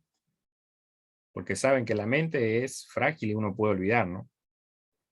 Y que cuando uno conecta eso a través de una escritura, eso lo puede dejar para siempre. Incluso hay escritores que ya no están dentro de nosotros, pero sus escritos han perdurado, ¿no? Aún siguen vivos, aún se siguen enseñando en universidades, se siguen enseñando en colegios, y el nombre de esa persona nunca muere, ¿no? ¿Qué más podríamos decir? Que tiene que ser verificable, ¿no? Debe basarse en hechos comprobables que justifiquen y den validez al discurso, ¿no? Salvo en algunos casos como el discurso religioso o artístico, por lo general tiene que ser comprobable, ¿no? Tiene que tener validez, justificación, o como nosotros le llamamos fundamento, ¿no? Lo que voy a decir tiene que tener peso. Tu opinión es una opinión más. La mía, yo puedo tener una opinión, por ejemplo, en mi equipo de fútbol, de acuerdo a mi gusto es este, tú tienes otra. Mi ideología política es esta, tú tienes otra. Tengo mi criterio sobre la religión es esta, tú tienes otra. Pero al final, ¿qué es lo que debe pesar? el fundamento. Si yo me respaldo en el fundamento, ya pude vencer a mi contrincante en un debate, ¿no? Si él no está hablando con fundamentos, es simplemente su opinión. Vivimos en un mundo donde todos podemos opinar. Pero como dice un abogado, ¿no? Ben Shapiro, eso no define que sea una verdad. Tu opinión es tu opinión. Yo tengo la mía, pero detrás hay una verdad. Y la verdad es la búsqueda del abogado al momento de enfrentar un caso, es la búsqueda del filósofo al momento de tener un debate, es la búsqueda de todos. Porque la verdad nos da un peso, ¿no? La verdad nos da un respaldo fuerte, ¿no? Lo estamos fundamentando. Entonces, es necesario verificar lo que vamos a decir. No simplemente llevarnos por las especulaciones, ¿no? Bolivia es un país que le encanta especular, sobre todo, ¿no? Porque a la gente no tiene mucho el hábito de la lectura, vamos a decir. Y en redes sociales toditos podemos opinar, criticar, ¿no? Tenemos esa facilidad, ¿no? Vemos ahí un montón de comentarios siempre, ¿no? Alguien comparte algo, un montón de comentarios, peleas, discusiones. Y está bien, uno es libre de opinar. Pero se han perdido los criterios de opinar con fundamentos, jóvenes. Y eso es lo que usted tiene que prepararse. Tiene que ser una persona que fundamente lo que va a decir. Que canalice, lo piense bien, lo haya estudiado, lo haya corroborado y lo pueda plasmar, ¿no? Tiene que tener veracidad. El discurso tiene que ser especializado, debe ser un foco en un área y estar dirigido a la audiencia idónea que pueda interpretarlo y sea de utilidad. O sea, usted tiene que especializar, ¿no? Tiene que clasificar a qué grupo de personas se está dirigiendo, ¿no? Si es un grupo, por ejemplo, si usted va a hacer un discurso en una universidad, tiene que utilizar términos académicos, tiene que ir orientado a un grupo que evidentemente tiene preparación académica, ¿no? Pero a veces si nos vamos a dirigir a gente humilde, uno tiene que saber elegir las palabras correctas. Personas, por ejemplo, si vamos al campo, ¿no? Tener una precisión de qué forma vamos a llegar a ellos, apelar con ellos. Entonces tenemos que ver la audiencia que estamos parado al frente, ¿no? Y entonces tenemos que tener siempre los recursos adecuados. Yo no le hablo a mis estudiantes de la promoción como les hablo a los de primero de secundaria, por ejemplo, ¿no? Tengo que tener otro tono de voz, tengo que tener otra forma de enseñar, tengo que tener otro tipo de paciencia. Y lo mismo me pasa con ustedes. Tengo que ver otra estrategia, usted ya está en educación superior. Entonces uno tiene que ir viendo a qué gente se va dirigiendo, ¿no? A qué persona, a qué grupo de personas se está dirigiendo. Por eso debe especializar, ¿no? Cómo es la audiencia, debe analizar, debe conocer su audiencia e ir preparado con quién se va a enfrentar, ¿no? Porque a veces la audiencia puede ser gente que objete, ¿no? Que te diga, no, esto está mal, mira esto. Entonces tú tienes que ya tener argumentos, tienes que tener respaldo. Muy bien. Tiene que ser original. Trate de siempre ser usted auténtico, ¿no? No copie, ¿no? Nos gusta a veces copiar a nuestro futbolista, tal vez, favorito en la cancha, a nuestros cantantes favoritos, a nuestros músicos, pero usted trate de ser auténtico, el tono de voz que va a hablar. Si bien usted cree que su tono de voz necesita mejorar, trabájelo en eso, fortifíquelo, pero trate de ser auténtico, ¿no? La forma en cómo usted se expresa, mira. No copie a otros oradores, ¿no? A mí me toca desempeñar a veces seminarios dentro de iglesias y hay algunas personas que, claro, miran a grandes predicadores y quieren hacer las mismas palabras, los mismos gestos, ¿no? Pero uno tiene que ser auténtico al momento de impartir un seminario, una capacitación, una clase, al momento de estar en tribunales, que lo conozcan por su autenticidad. Entonces, a veces no exageremos, tal vez, con algunos gestos. Sepamos lo que vamos a hablar, tampoco exagerar con los términos. Hay que ser precisos. Después, luego, tenemos que ser estructurados, ¿no? Debemos organizar la información de manera clara y ordenada para ser interpretada por los oyentes o lectores, ¿no? Tiene que tener una estructura, ¿no? Siempre dicen, bueno, hay que tener una introducción, un desarrollo finalmente una conclusión, hacer una síntesis de todo lo que yo he explicado, ¿no? Debe ser atractivo. Claro, lo que voy a hablar tiene que tener atracción al público.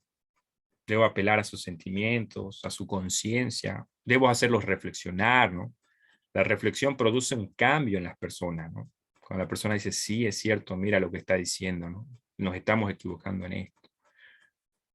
Entonces, hay que tratar de llamar la atención, ¿no? Mantenerla activa. Yo decía, bueno, es muy difícil mantenerlos activos incluso a ustedes, ¿no? Alguno que otro, o vamos a decir, una gran mayoría que está atendiendo, otro tal vez no lo está. Por eso el tema de la cámara es algo que yo destaco mucho. Pero no es fácil, pues, pararse y que un gran número de personas te esté escuchando, ¿no? Tienes que saber la forma de cómo canalizar la información, cómo llegar a ello, ¿no? Un orador experto puede llegar hasta 45 minutos y puede tener al público activo. Pasan los 45, ya la gente está pensando en la comida, están pensando en dormir, están pensando en la novia, en el novio. Entonces, por eso los oradores, cuando ustedes van a alguna capacitación o algún taller, mayormente recurren a hacer algún juego didáctico, un break, ¿no? Un descanso, como lo vamos a hacer ahora, para que así uno pueda oxigenarse nuevamente y nuevamente recurrir a la información, porque el ser humano está capacitado para ciertos minutos poder atender, ¿no? Por más que el orador sea experto, o si no lo es, incluso va a durar hasta 25 minutos y no vamos a cansar, ¿no? Y pienso que es un desafío total. Entonces, en estos momentos, jóvenes, voy a darles 10 minutos ya para que ustedes descansen un momento. 10:55 volvemos a la clase. Pueden ir a tomar algo, pueden estirarse. Esto va a seguir conectado. 10:55 voy a continuar hablando ya para poder cerrar este tema. Nos vemos a esa hora.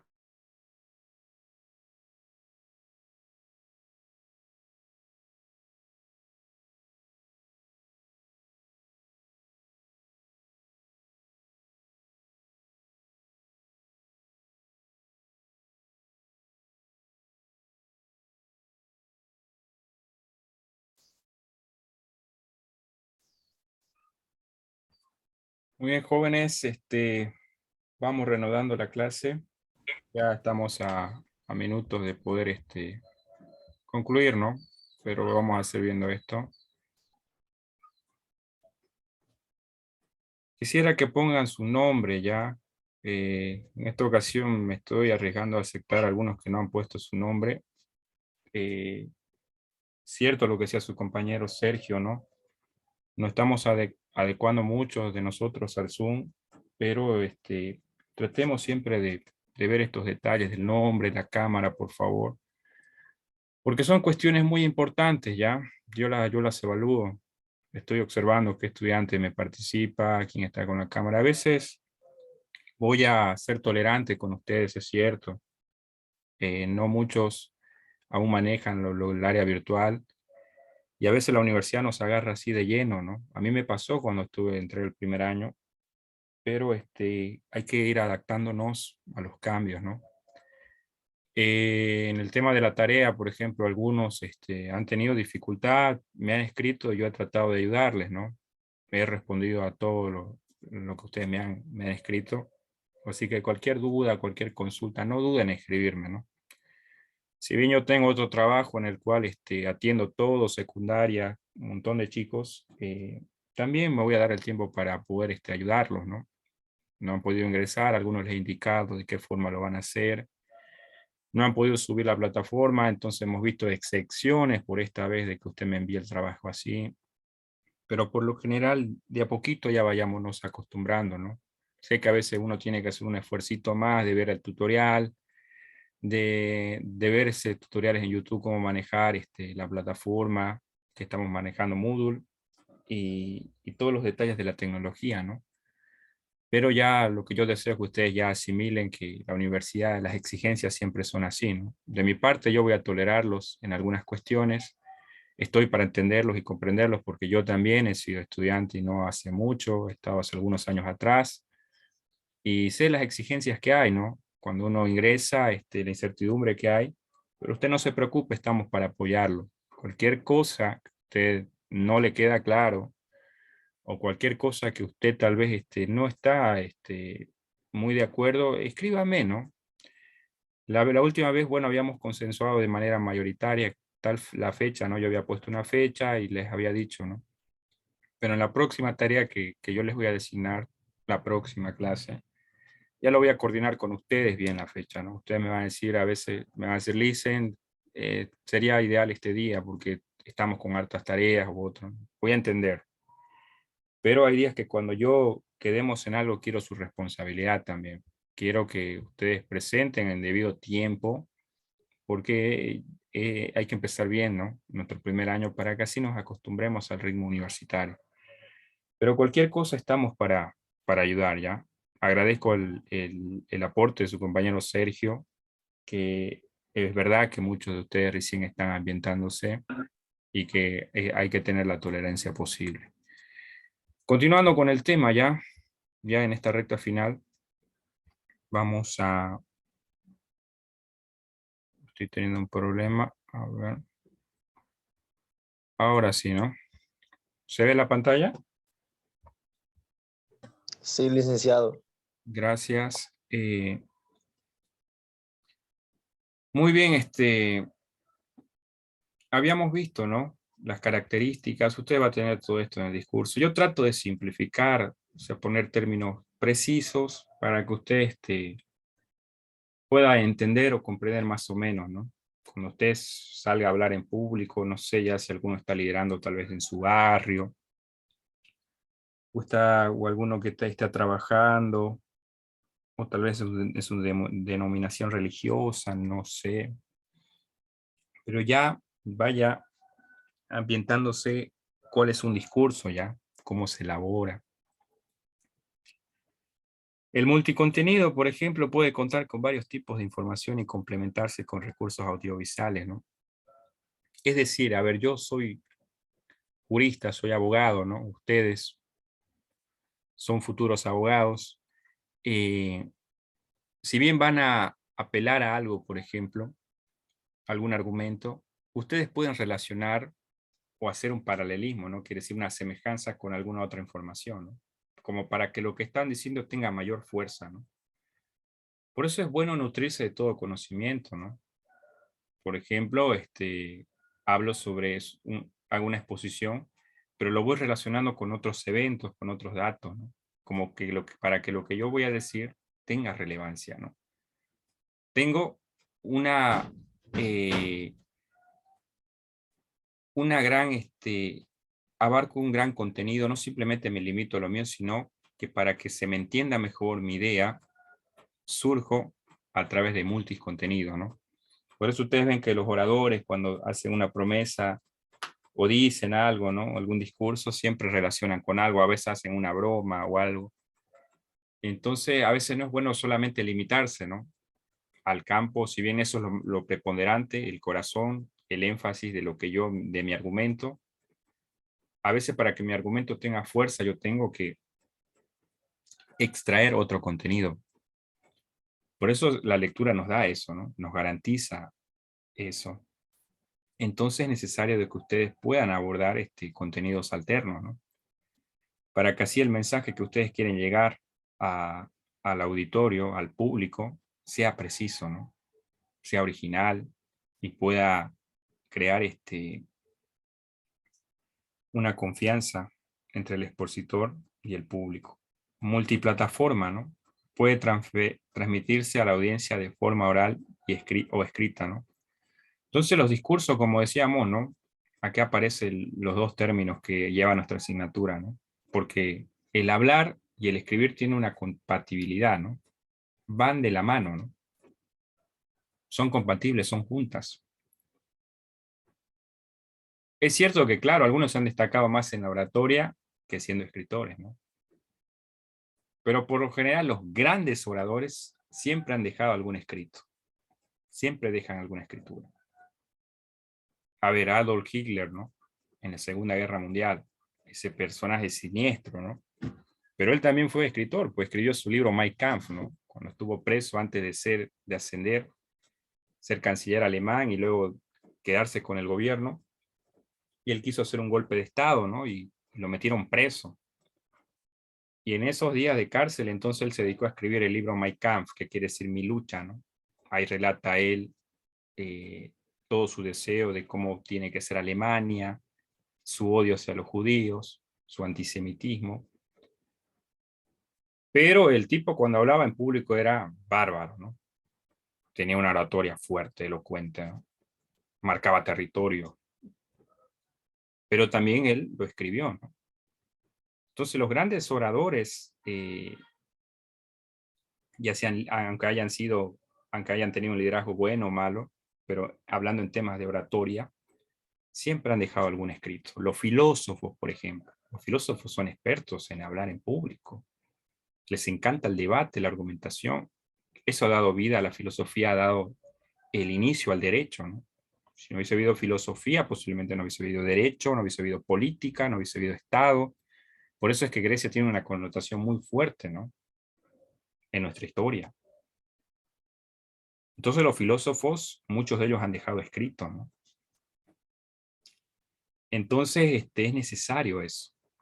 Ahora hay escritores que evidentemente se destacan más en la escritura que en hablar, pero igual, cuando tú ves a un escritor, ya sea un discurso de Gabriel García Márquez, o quieres ver de Pablo Neruda, Mario Vargas Llosa, te vas a dar cuenta que ellos cuando hablan con contundencia, porque tienen amplitud de palabras, porque coordinan lo que van a decir, coordinan lo que piensan con lo que van a decir. Entonces hay una conexión, ¿no? Evidentemente, tu anhelo de tal vez sea, quiero ser un buen orador, quiero hablar, porque como abogado tengo que prepararme en ese campo. El abogado es es un profesional que se dedica a hablar en público. Pero no olvidemos que también la escritura es relevante, ¿no? Al momento de redactar un documento, pasar una información. Hoy en día vivimos en base a eso, ¿no? A la redacción escrita. Cualquier ámbito que tú te desempeñes es con documentos, es con trámites, son con papeles. Y si tú quieres destacarte en el ámbito académico, vas a tener que escribir.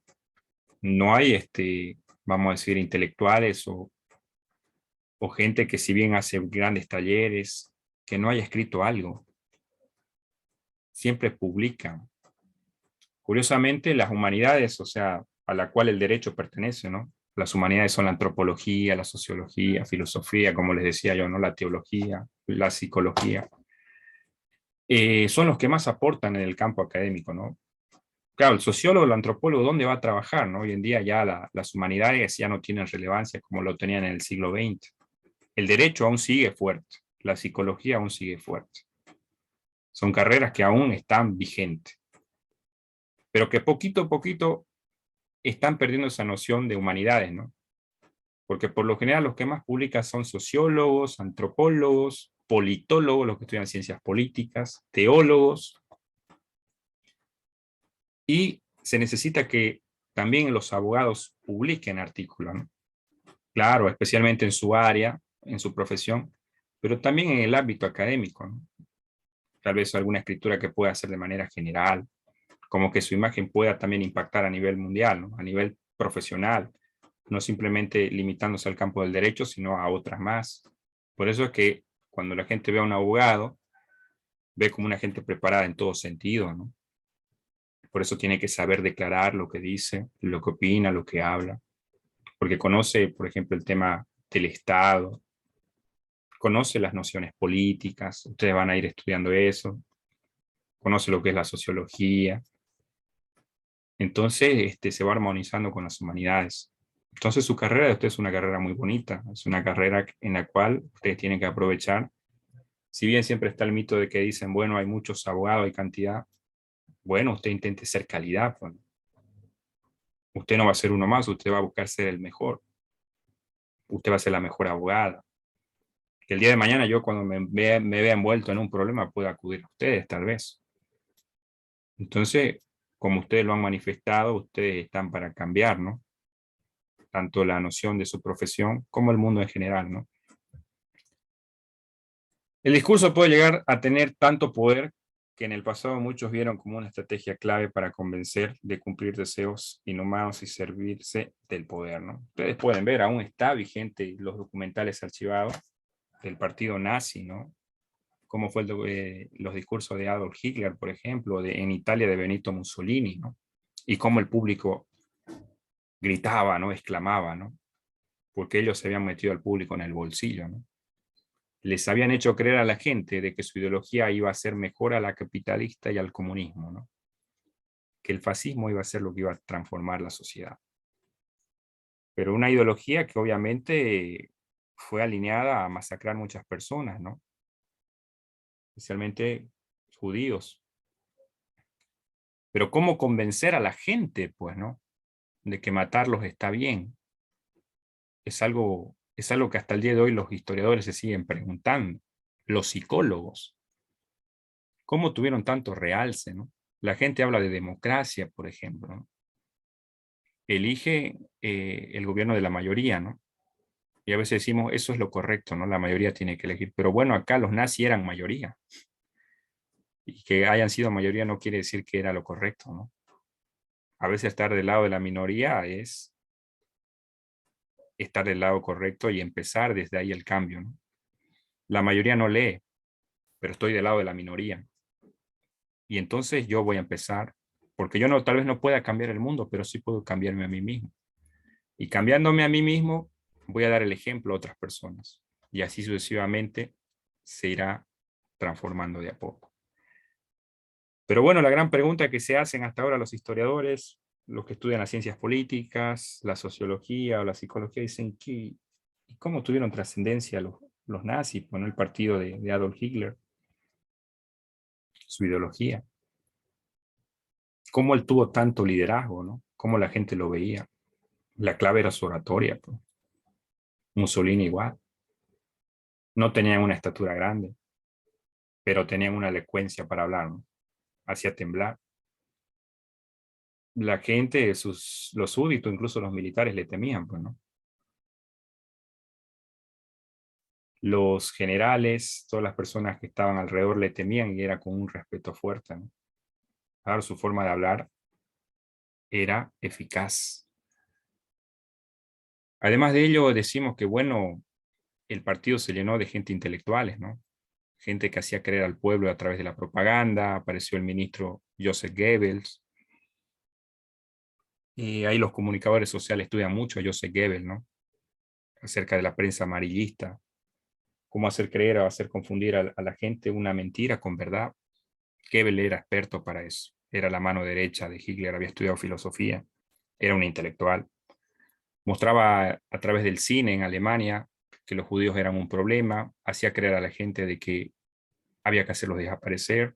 Contrataron maestros, contrataron abogados. Entonces, pues de esa forma fueron trabajando con las mentes de las personas y también pusieron la fuerza, pues, ¿no? Eran muy violentos. Pero el proyecto fue grande, pues no es que de casualidad ellos lograron eso, ¿no?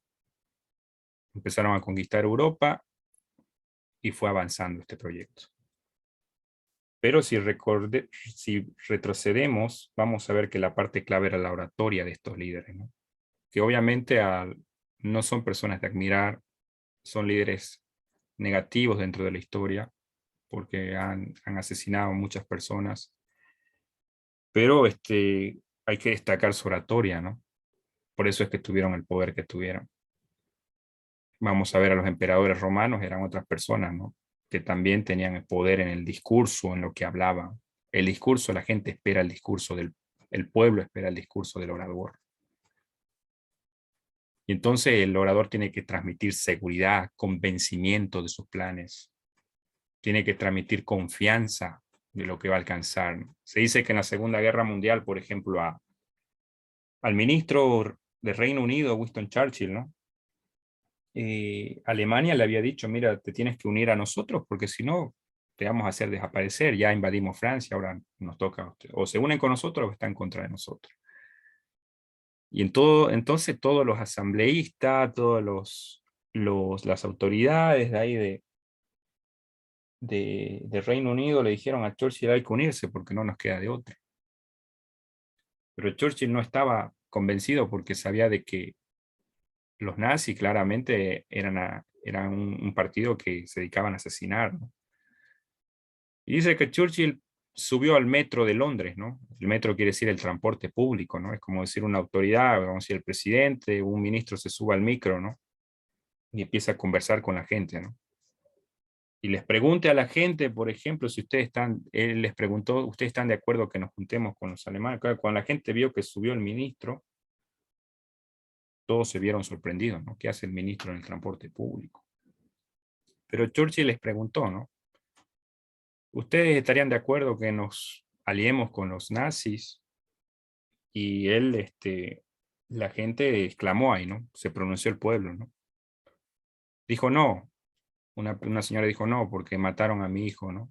Mi hijo fue a la guerra, fue soldado. Otro dijo no, no podemos aliarnos con aquellas personas que son asesinos. Y toda la gente de ese metro dijo no. Cuando fue a hacer su discurso Churchill, con las demás autoridades que esperaban una respuesta, donde todos decían, bueno, ahora Churchill va a decir que nos aliemos con los alemanes. Churchill dijo, no nos vamos a aliar con los alemanes porque la señora Martínez, vamos a decir, dice que mataron a su hijo, el señor Octavio dice esto. Al final no lo digo yo, lo dice el pueblo, y la voz del pueblo es lo que vale. Con eso los dejó calladitos, ¿no? Churchill había escuchado al pueblo. Era un gran líder, sin duda alguna. Por eso es que luego se van a aliar y van a frenar a Alemania, ¿no? A la Alemania nazi, junto con la Unión Soviética y Estados Unidos. ¿Por qué pongo este ejemplo? Porque hay que ver los dotes de liderazgo de ambas partes, ¿no? Churchill era una persona que tiene un discurso muy bueno también, ustedes lo pueden encontrar en YouTube, donde genera confianza. El pueblo inglés estaba, mejor dicho, el país de Inglaterra estaba preocupado con la invasión de Alemania. Entonces él tenía que transmitir a su gente una confianza, ¿no? Y tú como líder en algún momento tienes que transmitir eso. A tu cliente vas a tener que transmitirle confianza, tienes que ser optimista. Porque si el líder se derrumba todo. Entonces tienes que tener poder de convencimiento. En este caso, obviamente tenemos que admirar los liderazgos positivos, y eso voy a mostrar más adelante, algunos discursos de algunos líderes importantes. ¿Y cómo están las partes del discurso? A ver, un discurso clásico. ¿Cómo vendría a ser un discurso clásico, no?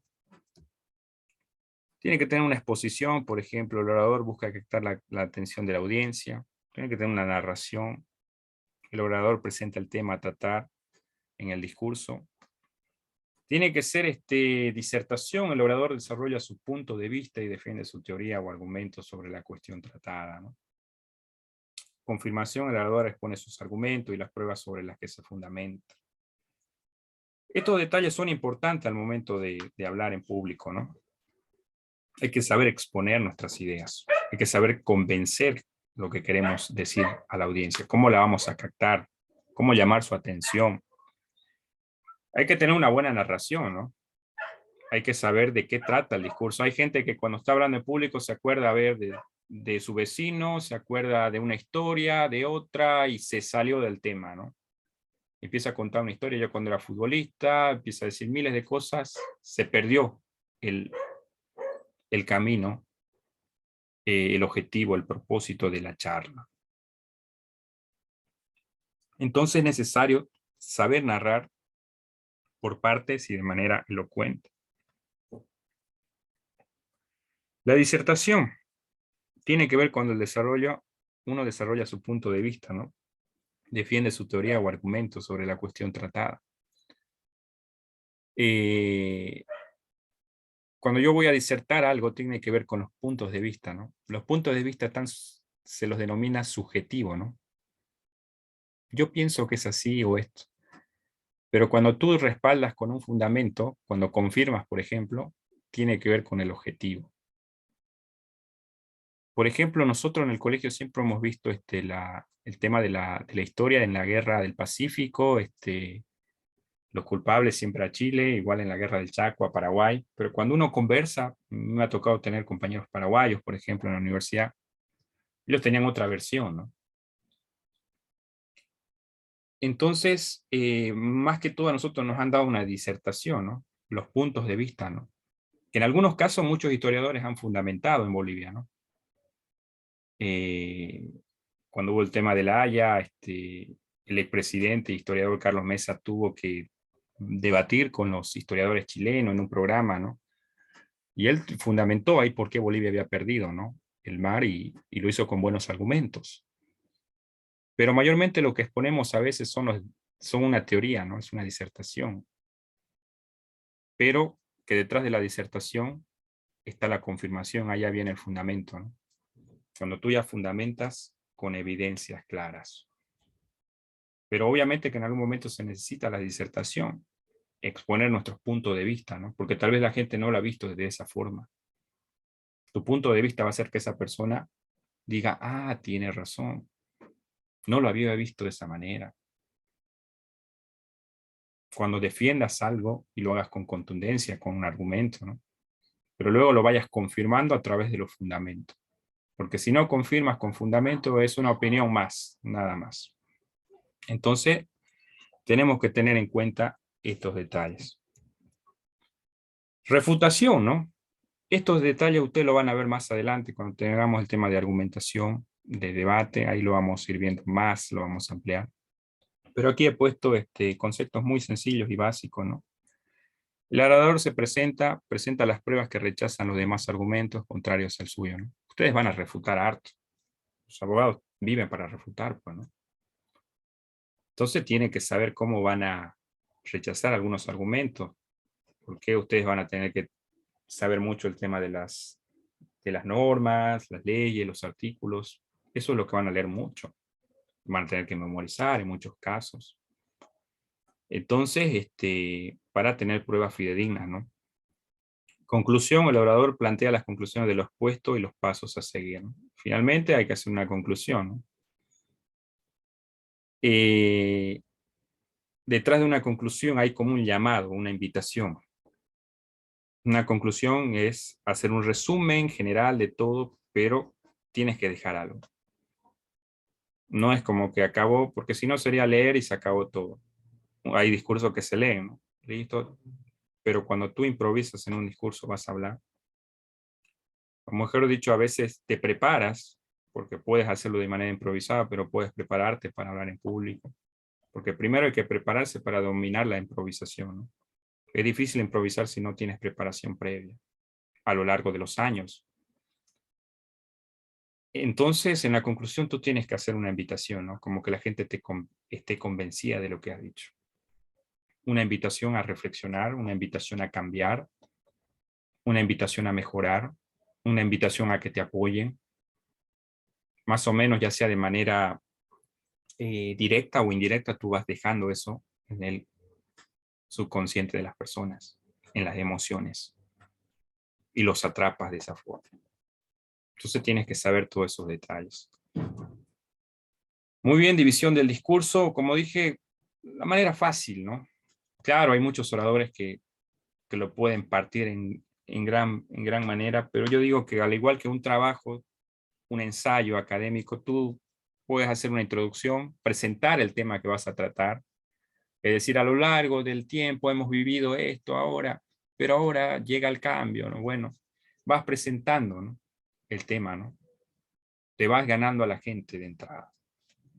El desarrollo, ahí vas argumentando, ¿no? Ya vas desglosando todo lo que quieres decir, ¿no? Y finalmente tiene un desenlace, que es como un énfasis, ¿no? Ahí ya vas apelando a las emociones de la gente. Y concluyes. Discurso narrativo, descriptivo, expositivo, argumentativo. Esto lo voy a explicar la próxima clase. Ya los voy a explicar más a fondo. No quiero entrar así rápido, me gustaría explicarlo un poco más detenida. Va a faltar tiempo. Pero ustedes ya vieron por ejemplo, ¿no? El gran dictador de Charles Chaplin, el discurso. Yo les voy a dejar vamos a decir una pequeña tarea para que la próxima clase lo podamos hablar en conjunto, ya lo podamos interactuar. Usted me va a ver, si usted gusta, puede ver el discurso de Tengo un sueño de Martin Luther King. Lo va a encontrar en YouTube. Luego de ese discurso, él va a morir asesinado, por ejemplo, que es un discurso muy bueno. Yo voy a pasar esta diapositiva para que esté ahí en la plataforma. Usted se va a tomar el tiempo de ver, nada más que ver. No le estoy pidiendo que me escriba, no me haga nada. Solo quiero que ustedes vean. Pero la próxima clase yo voy a preguntar a cualquiera, ¿no? ¿Qué has aprendido de esto? ¿Qué enseñanzas? ¿Qué frase? Voy a preguntar mucho, ¿no? ¿Qué frase te llamó la atención? Y esas participaciones también van sumando, ¿no? Tengan en cuenta eso. Entonces yo lo que quiero es que ustedes participen también, si no yo voy a hacer un monólogo que toda la clase me la paso hablando, si no quiero que ustedes ya vayan agarrando confianza y también expongan sus ideas que seguramente son muy buenas y de las cuales yo también puedo aprender. El discurso de Steve Jobs, ¿ya? Un discurso en la Universidad de Stanford, un discurso muy motivacional, ¿no?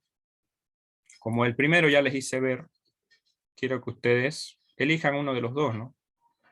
Puede ser el discurso de Steve Jobs o el discurso de Martin Luther King, ¿no?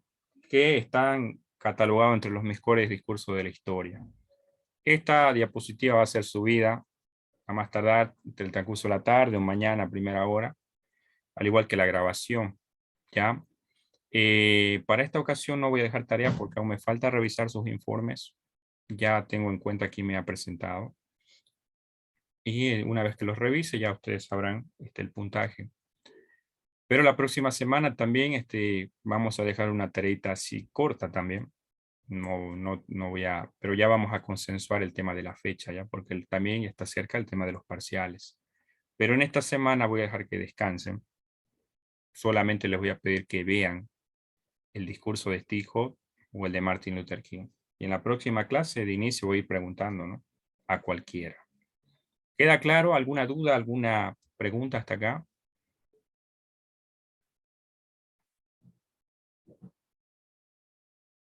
¿Preguntas, jóvenes? ¿Dudas? ¿Algo que no ha quedado claro? Muy bien, queda pendiente eso de Steve Jobs, el discurso de la Universidad de Stanford, el discurso de Martin Luther King que dice Tengo un sueño. Ambos lo van a encontrar en YouTube. Se dan el tiempo para mirarlo. Por favor, anoten si encuentran frases importantes, porque eso es lo que yo voy a preguntar la próxima clase que tengamos ya. Y luego vamos a continuar con este tema del discurso. ¿Ok? ¿Alguna duda? ¿Alguna pregunta?